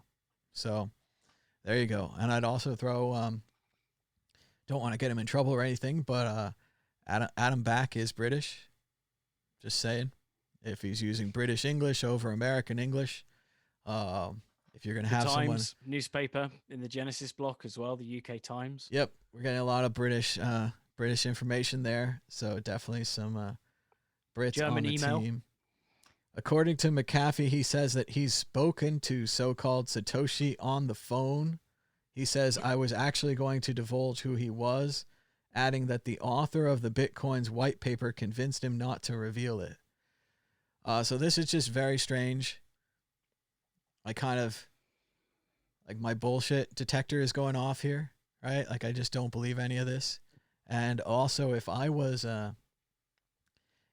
the U.S. government, or if I was the Chinese government, and someone like McAfee or anybody was claiming publicly that they knew who Satoshi was, and Satoshi might have the coins that the keys that control billions of dollars of wealth, even if McAfee was on a boat in the middle of the ocean, I think I'd go pick him up, and I'd go see if we could find out who Satoshi was. So I don't think it's a good thing to say for McAfee. I think that he doesn't know and that he's bragging and that he shouldn't say this, but we'll see. As of course they in the have next sentence, it says he has an AK-47, so he's probably he's kind of expecting it, right? He's expecting unexpected guests. Well, that was one of the best questions that we had at McAfee. McAfee appeared via Skype at the Transylvania Bitcoin conference, and my buddy Theo was there, and he had just kind of walked in the room, and they were looking for somebody to ask questions, and everyone was kind of afraid of McAfee, having seen the documentary Gringo on Netflix, and no one wanted to ask him a question for fear of offending the madman. And but Theo rolled right in, and Theo said, Mr.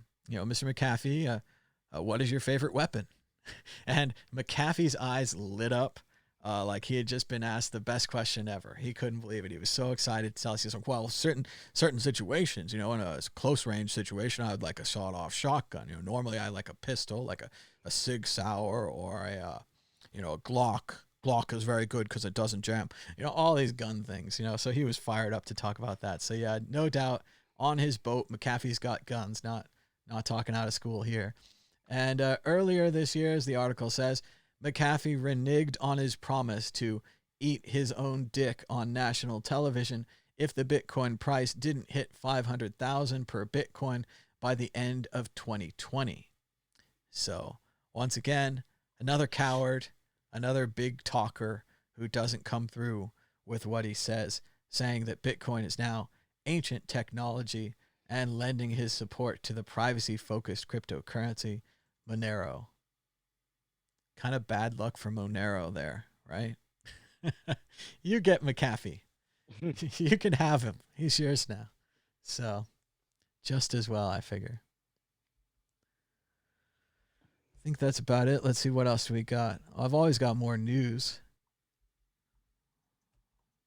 No, I think I went through all the news. I feel satisfied on this news. Was it 500K, the John McAfee? Was it 500K or a million, he said? According to this article, it says 500K. Yeah. Cool. So I was just confirming it because I'm just going to tweet him and ask him if he'd consider swapping his 500K dick eating for giving us who Satoshi is. Worth a shot. I thought the whole time that he was going to, cut off a small piece of it and eat it and count that as the thing. And it would still be very gross and horrible, and especially if he showed it or something. I'd still watch it. Yeah, I'd read about it. But yeah, it does look like McAfee's given up. He's given up the dream, I guess. Yeah. So checking out the price of Bitcoin, it's $9,852. Don't know where the Halvening is anymore. DJ Booth moved it out of the box. So we're going to have to go look that up. Thehalvening.com. Oh, they changed it all up. I kind of don't like it. Is there another Halvening.com? I guess it was. They used to have the old rocket ship, and I like the old rocket ship better. This one's ugly. Oh well. We're waiting for the Bitcoin halving, still estimated for May the 12th or perhaps May the 11th. We'll see. It might be a little earlier. Yeah, because 4 days, 6 hours and 20 minutes is... Oh, okay. It's just on the border, isn't it? Yeah, it's right now they've got it for 2... It looks like 2 minutes after 0 is what I'm seeing there. So I've got it 10 minutes after the one I'm looking at, so it's all pretty tight. We're gonna be up late. Oh yeah. Oh, it's gonna be like the old fight night. Well, for us it was late anyway. It would be like 4 a.m. It'd be the boxing matches, sort of staying up for fight night. Except it's gonna be like the biggest non-event ever, because the only thing that's gonna happen is that it's gonna go from 12.5 to 6.25. Well, I remember last time this webpage, it didn't even take off. Like nothing happened. They didn't. I guess I think I refreshed the page like a few minutes later. It worked. They got too much traffic or something. But yeah, it was a great clip that Corey used in the World Crypto Network trailer, where I'm like 3, 2, 1, nothing happened. This is the biggest disappointment in animation since the Phantom Menace. That was pretty funny, I thought.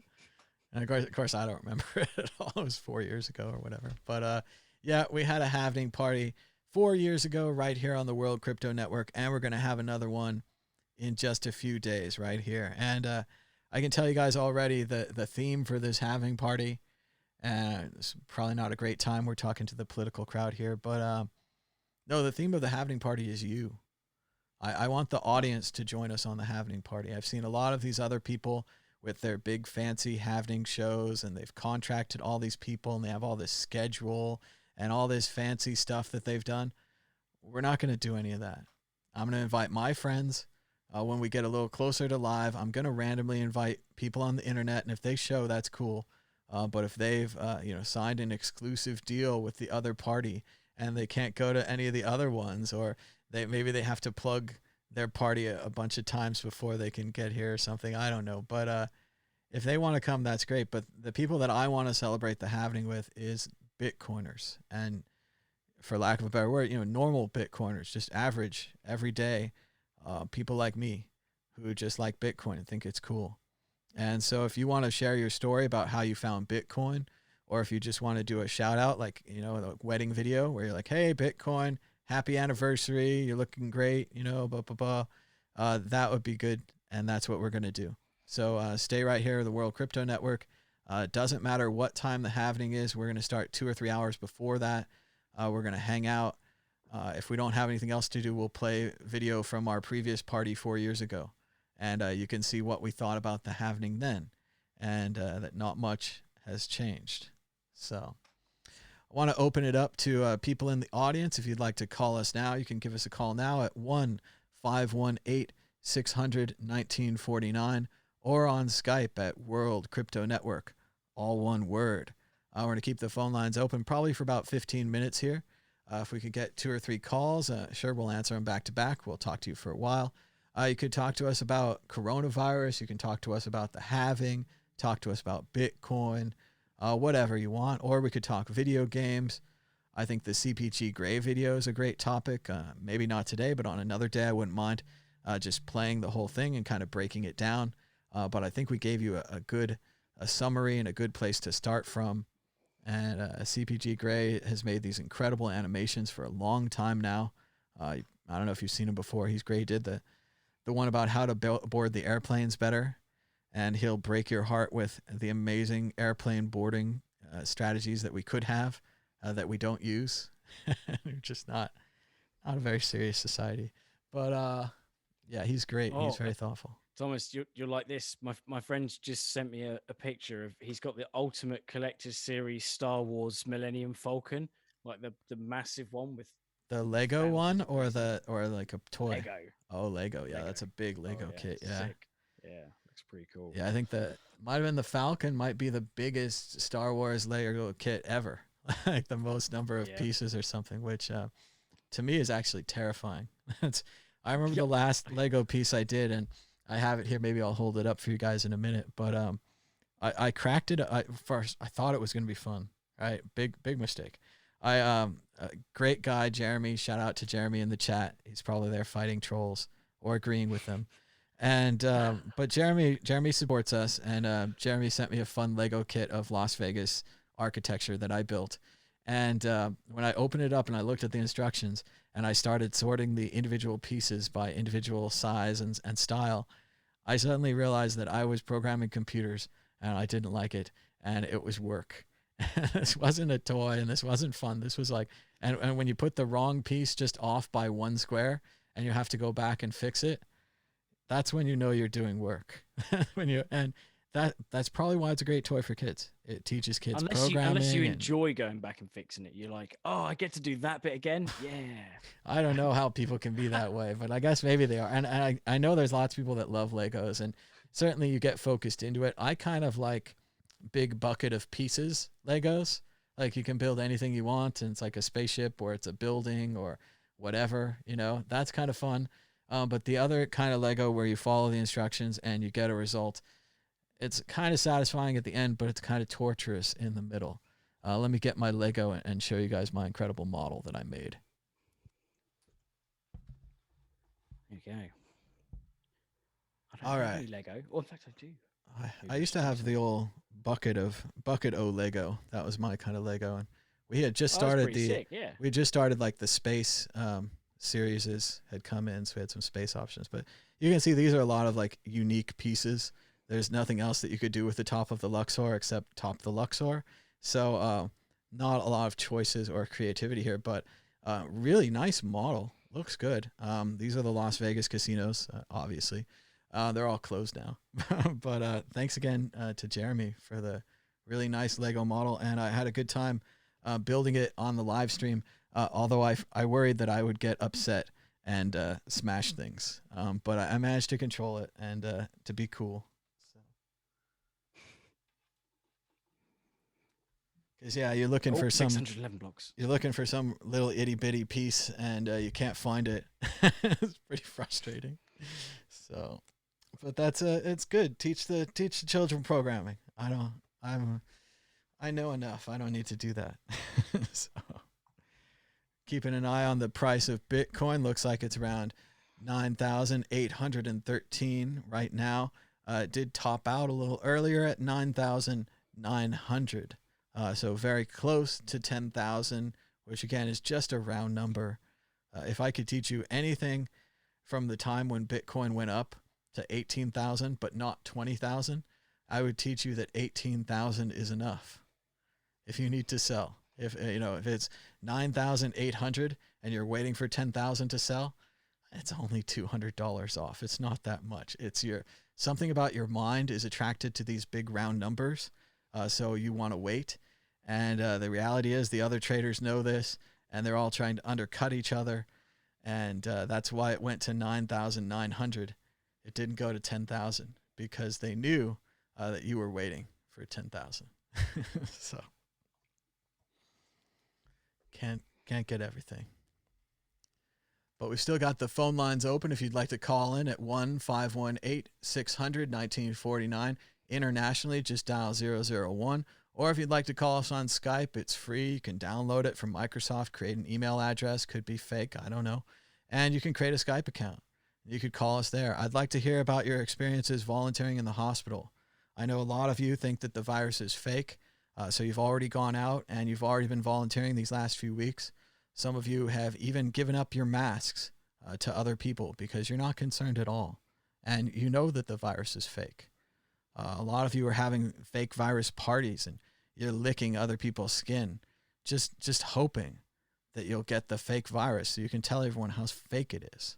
So good luck with that. I hope that the hospital volunteering goes really well and that you learn how nice it is to share and to help the community.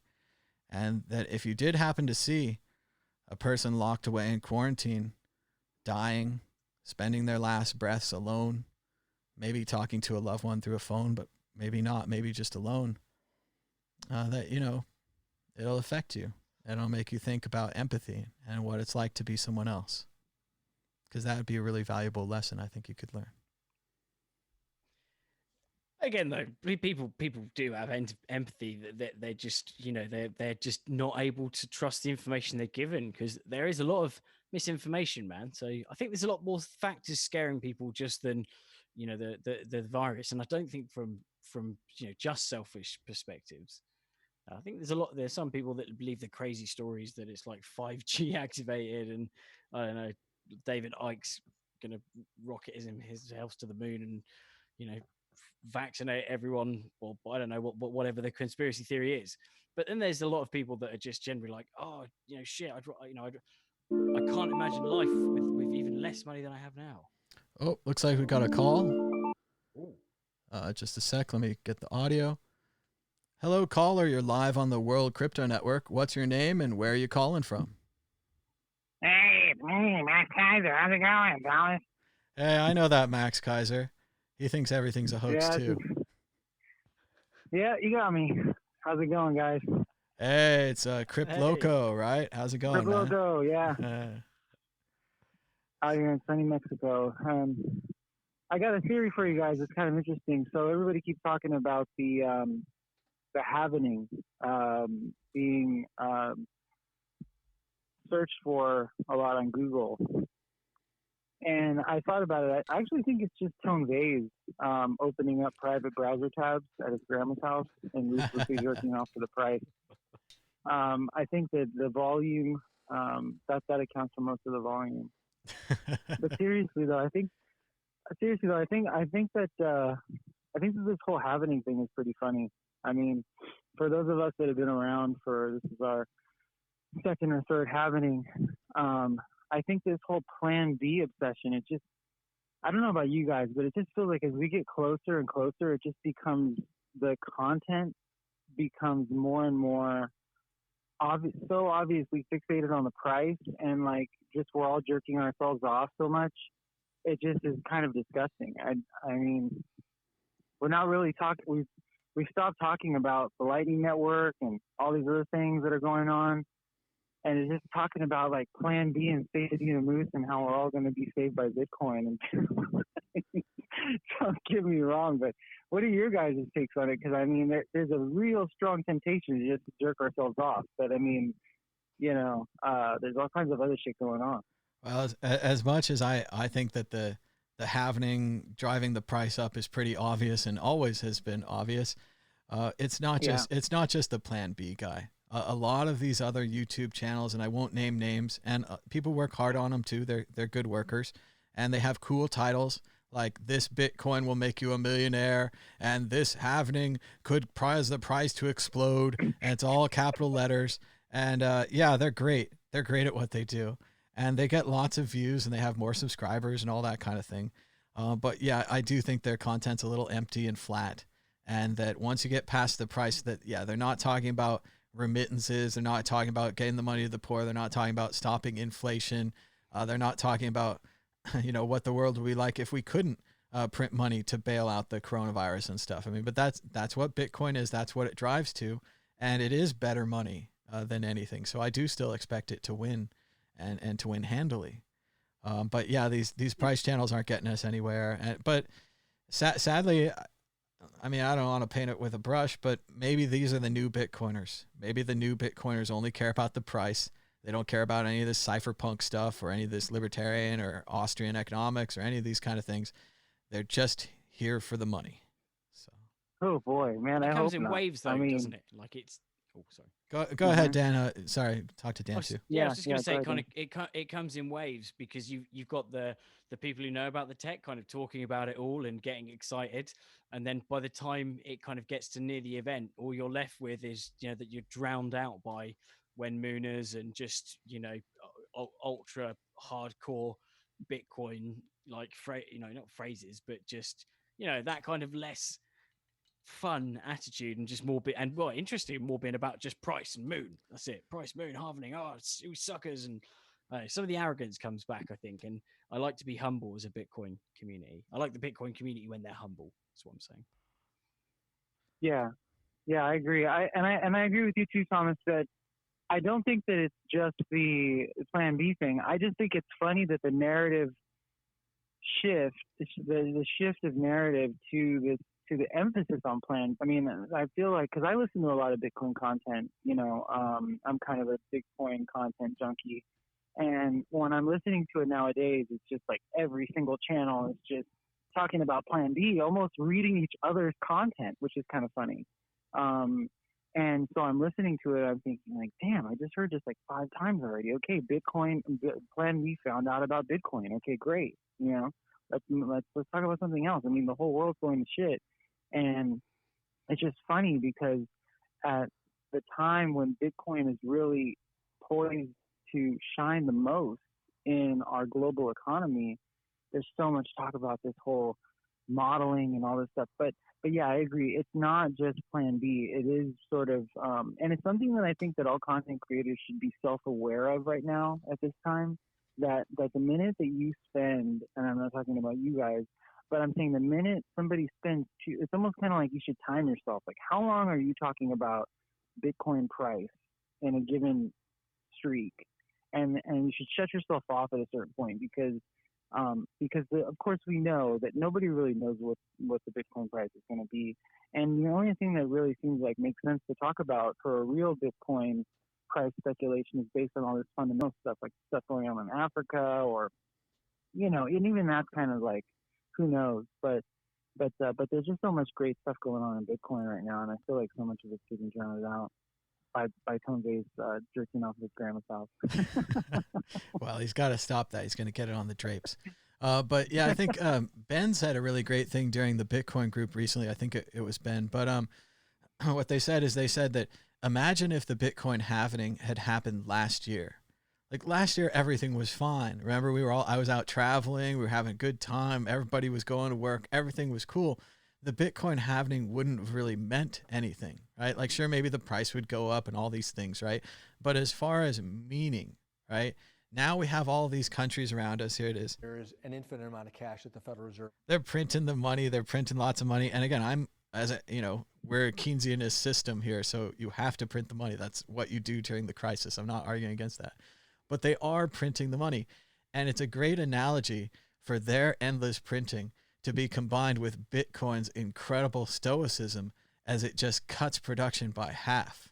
I saw a lot of people on Twitter. They were saying, why are people excited about the halvening? I'm nervous. I'm scared. I'm anxious. I don't think it's a good idea. We're cutting our production by half. Maybe we shouldn't do this. Maybe we should talk about it. Maybe it should be like the UASF or the SegWit, right? Where we had a big debate and then we adopted it on the network and all those things. Well, guess what? Like, it's in the code. It just happens on a schedule. And from the very beginning with Bitcoin, when I started learning these basic facts, that was one of the basic facts that excited me. I was like, money on a schedule, like no matter what happens, we're cutting it by half. No matter what happens, like crazy virus takes over the world, everyone's staying home. No one's thinking about investing right now. It's a terrible time to cut it by half. But no matter what happens, we're going to cut it by half. So that's what I think is exciting about this is even though in a computer science way, it's functionary. It's like a program counting to 10. It did it. It counted to 10. Well, boy. But yeah, at block, whatever it is, we're going to go. And that's it. That's all the computer program cares about. I'm going to watch this website and I hope they have an animation this time and, all that kind of thing. But, and we're going to cheer and we're going to have our little, bells and ringers and we make it like New Year's and things. But, as far as things that are actually going to happen, it's really like a variable being cut in half. I don't know the specific code. I'm sure it's fancier, but there's no risk, is there? There's it's so simple that it's going to be a complete encoding. It's just a non-event. But it hits a block. To the people that are involved, it's like it's the world. It's been the last 4 years of waiting. And even if it doesn't go crazy up right away, and I remember last time it kind of dipped after the halvening, and then it started going crazy up. Which again, the market doesn't do just what you want it to do. You're like, I need it to go to this so I can pay off this by that. Market's not necessarily going to behave that way. I wish it would. But if it goes up, I hope to pay off some of my credit card bills too. But no doubt. But yeah. I think one of the things for me, and I don't know about you guys' experience in Bitcoin, but for me, I've totally embraced what you guys are talking about, what we're kind of pointing out here, because when I came to Bitcoin, I was in my 20s. I thought I knew it all, and Bitcoin taught me so much about how to fail gracefully, about to care about things like coding and the economy and things like that in a way that I never had before. And I tell people not to buy Bitcoin, but to learn Bitcoin. And I know that that's kind of a cliche at this point, but it falls into the same thing, and like now when everybody's wetting their pants over the possibility of Bitcoin price going up, and it is going up. I'm running my S9s, trying to get as much as I can out of this, the network before it halves, But it's just interesting because we've been through this before. At this point, we're kind of hardened to the ruthless jerking off, and it's almost kind of like maybe Dan's right. Yeah, maybe it's like a new I think Thomas said it was like a new wave of Bitcoiners in some sense. I think it's hilarious though, this whole Plan B going dark. Come on, man. Wasn't it great though? In the article, he's so excited. He's like, okay, my theory is right. The supply is going down. The price is going up. Everyone else is like, of course, that's what happens. But he's like, if my theory is really right, the U.S. government could get interested in this, and then they're going to be fighting over it, and then they're going to come after me. So I'm going to disappear. And it's like, dude, Plan B, you're a little paranoid there, man. Like you might want to slow down a little, like take a break. Huh? He's doing it on. And the thing was that he's featured on every single top Bitcoin podcast. Everybody's talking about it. So it's like, in a roundabout way, it just seems like it's kind of validating this who's already left. Satoshi left. Amir Taki's gone. Nobody knows where Cody Wilson is. I haven't. There's all kinds of people that have left that never said they were going to leave or that just left. Which gets back to my original point about Bitcoin just keeps going, and it's there to teach, and it's there to teach you about the scammers and people that don't know what the fuck they're talking about. And, it eventually all comes around. So yeah, he's a quant guy that did a model, and it shows what Bitcoin does, and in a way that makes I guess gives some attention. But anyway, I guess I'm talking about it too much. I guess the point is that yeah, it's interesting to see the with so much going on in the politics of Bitcoin, for the conversation to be reshaped into and not just the politics of Bitcoin, but the politics of Bitcoin finally interacting with the politics of the world, and then to see the whole thing just shift over to the price again. Well, and I don't want to bum everybody out, so if you don't want to get bummed, take your headphones off now. But isn't there a possibility that this is just kind of detached escapism, where we're like, okay, the virus is really bad. We put that in the back of our mind. What if Bitcoin goes up? I could pay off my credit cards. I could get a new car, all these kind of things. That's a way better thing to think about than thinking about the realities of the virus, or the realities of staying inside, or the realities of, dead grandparents everywhere. Yeah, maybe we're just so hopeful. That's really insightful. Yeah. That's actually really insightful, because that's exactly what I mean. We were those people once, right? I mean, when we first came to Bitcoin in our 20s, when we saw this little thing go up, and we were like, oh man, Namecoin, Feathercoin, it's like Litecoin, but Litecoin silver to the, It's even lighter than Litecoin. It's light as a feather. Whoa. It's really fast. It's like better. It's faster. And I remember thinking. I remember looking at my Cryptsy account, thinking, you know what? I forget which one it was. It was some dark pony coin or something, and I was like, it's got faster transactions, and it's got an Android app, guys. It stakes. It stakes. And I remember thinking to myself, I think there was like some mock-up of like an Android app where it accepted merchant payments or something on some kind of a marketplace, and I was thinking, this is going to get accepted. This is going to, and it was the same thing. It was like, I was really convincing myself that 30 cents that I spent on that stupid coin, oh, I know what it was, cloak coin. and I was thinking to myself, this is it, guys. Verifiable proof of stake, real secure. This is totally anonymous. It's like the Craigslist of crypto or something. And I really believed it. And now there's so much more reason to believe that Bitcoin is going to go to the moon. 250,000 billion or whatever it is going to be per coin. But it tempers our expectations, and it kicks us. We've been kicked in the ass so many times that yeah, I can see that, Thomas. I can totally see that logic. That maybe it's just people that are just so desperate for something because they just need that constant stimulation, that constant cognitive dissonance, reaffirmation that that makes sense to me, because I do feel like all these content creators, like I was so shocked that every single time, I don't know, if anybody has a chance to go back and listen to the Stefan Rivera podcast where Plan B is talking, just listen to every single time Plan B says that Bitcoin is going to overtake the US dollar. It's like Stefan Rivera just starts cackling like a little schoolgirl, like every single time, he can't stop it. And Plan B multiple times, accidentally, he's like, oh no, I mean, and then Stefan's like, ha ha ha ha. And I was like, you guys are really just, are you guys have your clothes on right now? What are you guys doing? Well, the other thing to remember is that the Plan B guy is new. I'm sure he's a quant and he's an analyst and he's done all this work and he's got his education, sure, but he's a new Bitcoiner. He's kind of exhibiting what you're talking about, what we first had. You're like, oh, everything is awesome. Everything's going up. I'm going to be a zillionaire. Woo! All this kind of thing. He's still kind of in the middle of that. And not that I think it affects his model, but no doubt it affects how he's going around promoting his model, and that he's even willing to promote his model. Obviously, he thinks that the government's going to come after us and all that.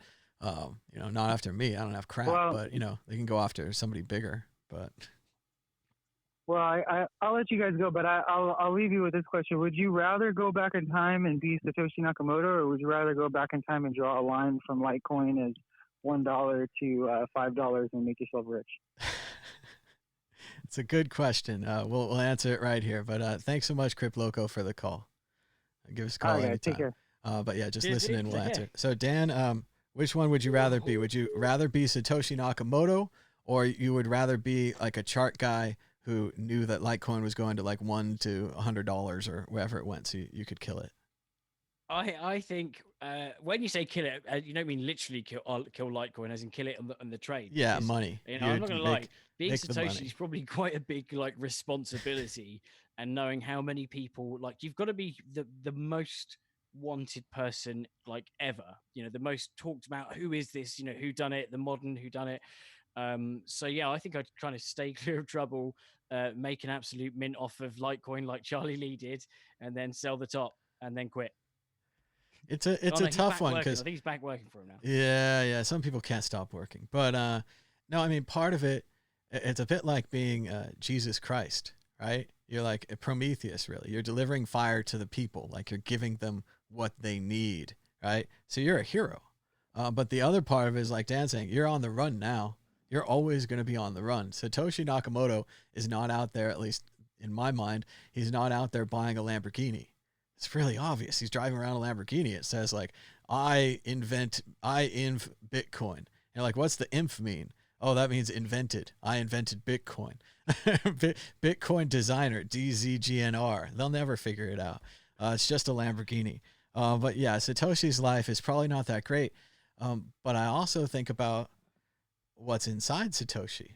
And this is, again, what's inside Jesus. Like, you have to imagine Sisyphus happy, right? He's pushing the rock up the hill. He gets the rock to the top. He takes a deep breath. He feels good about it. The rock rolls back down the hill. That's okay. It just gives him something to do. Satoshi Nakamoto accomplished something here. We were endlessly pushing these rocks up the hill, and they were inflating them, right? We didn't have a schedule for our money. We couldn't say, oh, that money is safe because it's only going to be printed this much at these times. We just printed the money whenever we felt like it, right? We had no idea what was going to happen. You could buy a house. You could have a savings account.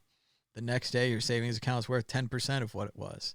Next day, another 10% goes away. You know, you can't take that many haircuts.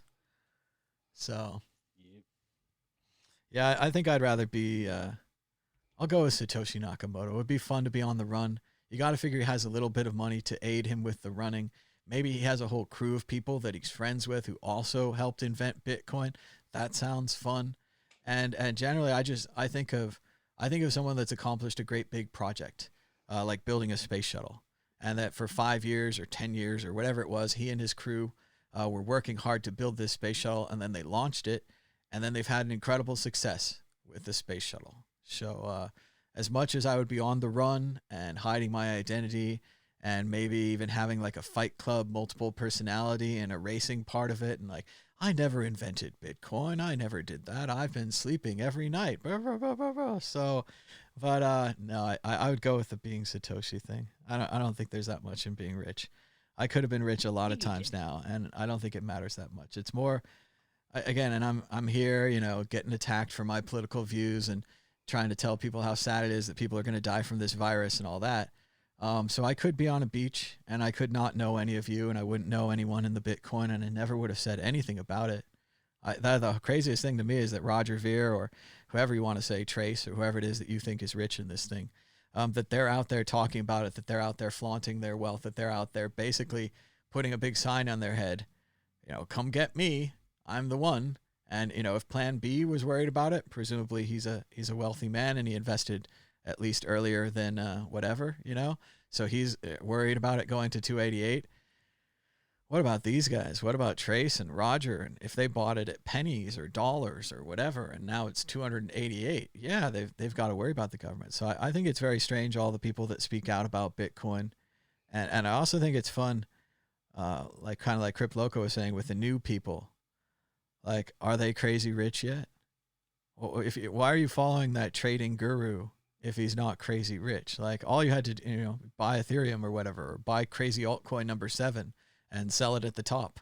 That's all you had to do. Like, you don't have to, all this chart stuff, and you didn't know that was it. Like, that new things go up. I don't know. I would follow someone that posts their trades, someone that has skin in the game. And that's why I follow the Magic 8 Ball. That's right. The Bitcoin Magic 8 Ball right now. Oh, yeah. for your viewing pleasure, it's very near the end of the show here. I'm going to predict the price of Bitcoin this time next week. Will the price of Bitcoin be higher this time next week? Here we go.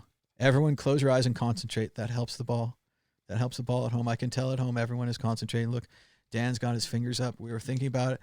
You're not supposed to shake the ball, but again, that's how it builds its power. Will the price of Bitcoin be higher this time next week? Yes. Y-E-S. Yes. The ball has spoken. Invest your money. Don't invest your money. This is not investment advice. This is a Magic 8 Ball.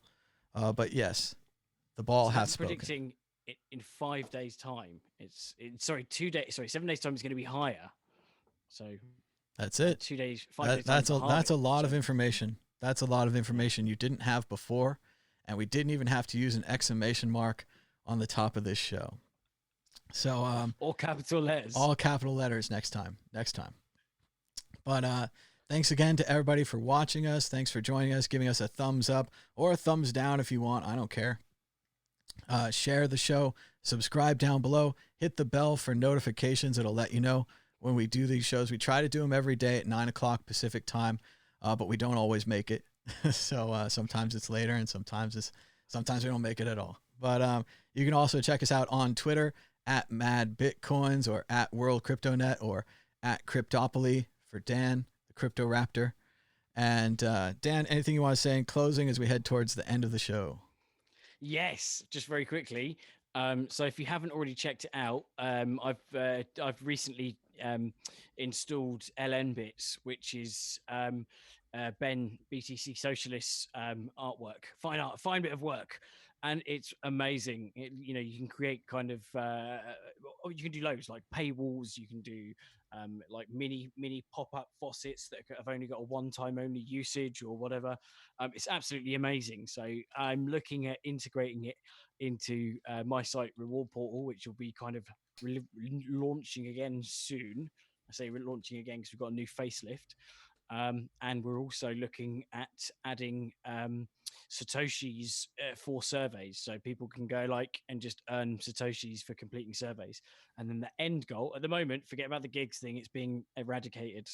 I've taken over the company, and we're unlike Brave, we'll be removing the token and going Bitcoin only rather than going from Bitcoin to have a token. And actually part of the reason was because the payment runs are costing a fortune on Ethereum, whereas Lightning, baby. So yeah, get ready, enter the portal. And Reward Portal is kind of like a Mechanical Turk. Like I do a task online and I get paid in crypto. Yeah. And in the same way, if I needed a survey, like I needed to know what kind of people like this kind of business, I could go to Reward Portal and I could pay them to get people to take the survey for me, right? Yeah. And we've got 6,000. Well, I think 6,000 registered users, but we've only been sort of building up slowly recently, and hoping to relaunch soon with all the Bitcoin bells and whistles.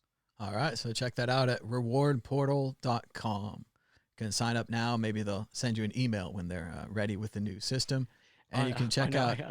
I couldn't afford the send grid bill, so we're currently terminated. So if you do sign up, time to get a new email provider or something. I'm monitoring it, so give me a bit of time, and I'll be manually activating everything. All right, well, you figure it out. You also can check out LN Bits at lnbits.com, and we have several videos right here on the World Crypto Network that'll teach you how to use LN Bits and how it works. Yeah. Ben has done those videos, BTC Socialist right here. And like you're saying, it really allows you to make a lot of these Lightning apps that you can run in a browser right there. I saw an example of like a point of sale system where, let's say that you had several waitresses. Well, you get all the waitresses to go to the same web page. The web page loads like a little browser, like a little wallet. And the waitress can say, okay, you owe us $15 for those drinks. And they can type in 15. It makes a QR code. The guy there just scans it and pays. And what that means is that the money's not on the waitress's phone. The money's in your server, right? This way, the waitresses can all have these little cash registers, and they can never accidentally take your money. So it's a really great system. It sounds really inexpensive compared to having computer terminals and all these things. So if you wanted to set up an overnight restaurant or just try it out, what it will be like to take digital payments. You got to get some Bitcoiners to shop there, some Lightning people, all that kind of thing. But if you can do it, this software is right there, and it's free and it's open source, and you can make anything pretty much. So it's genuinely amazing, and yeah, kudos to Ben. Absolutely fantastic job. So yeah, just everyone stick with us. World Crypto Network and the Twitter accounts. We're gonna have a Halvening party in just a few days. I hope you guys are getting ready for that. Maybe practicing telling your stories.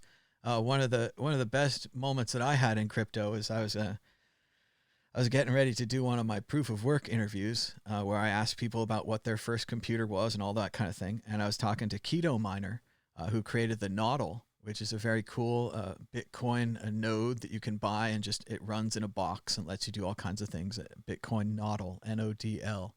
And I asked him, I kind of told him, I was like, okay, I'm going to ask you about your first computer. I'm going to talk about Bitcoin, just kind of prepare him. And he's like, oh, I'm ready. I watched one of the shows, and when you were asking them the questions, I was asking myself the questions in my mind. Like, he had gamed it out. He was completely ready to talk about his first computer. And it was great the way that the other shows had kind of jogged his memory, and that he had all the information and he was ready to go and what he used it for. And it was super fun. So I like that, and that was super fun to do.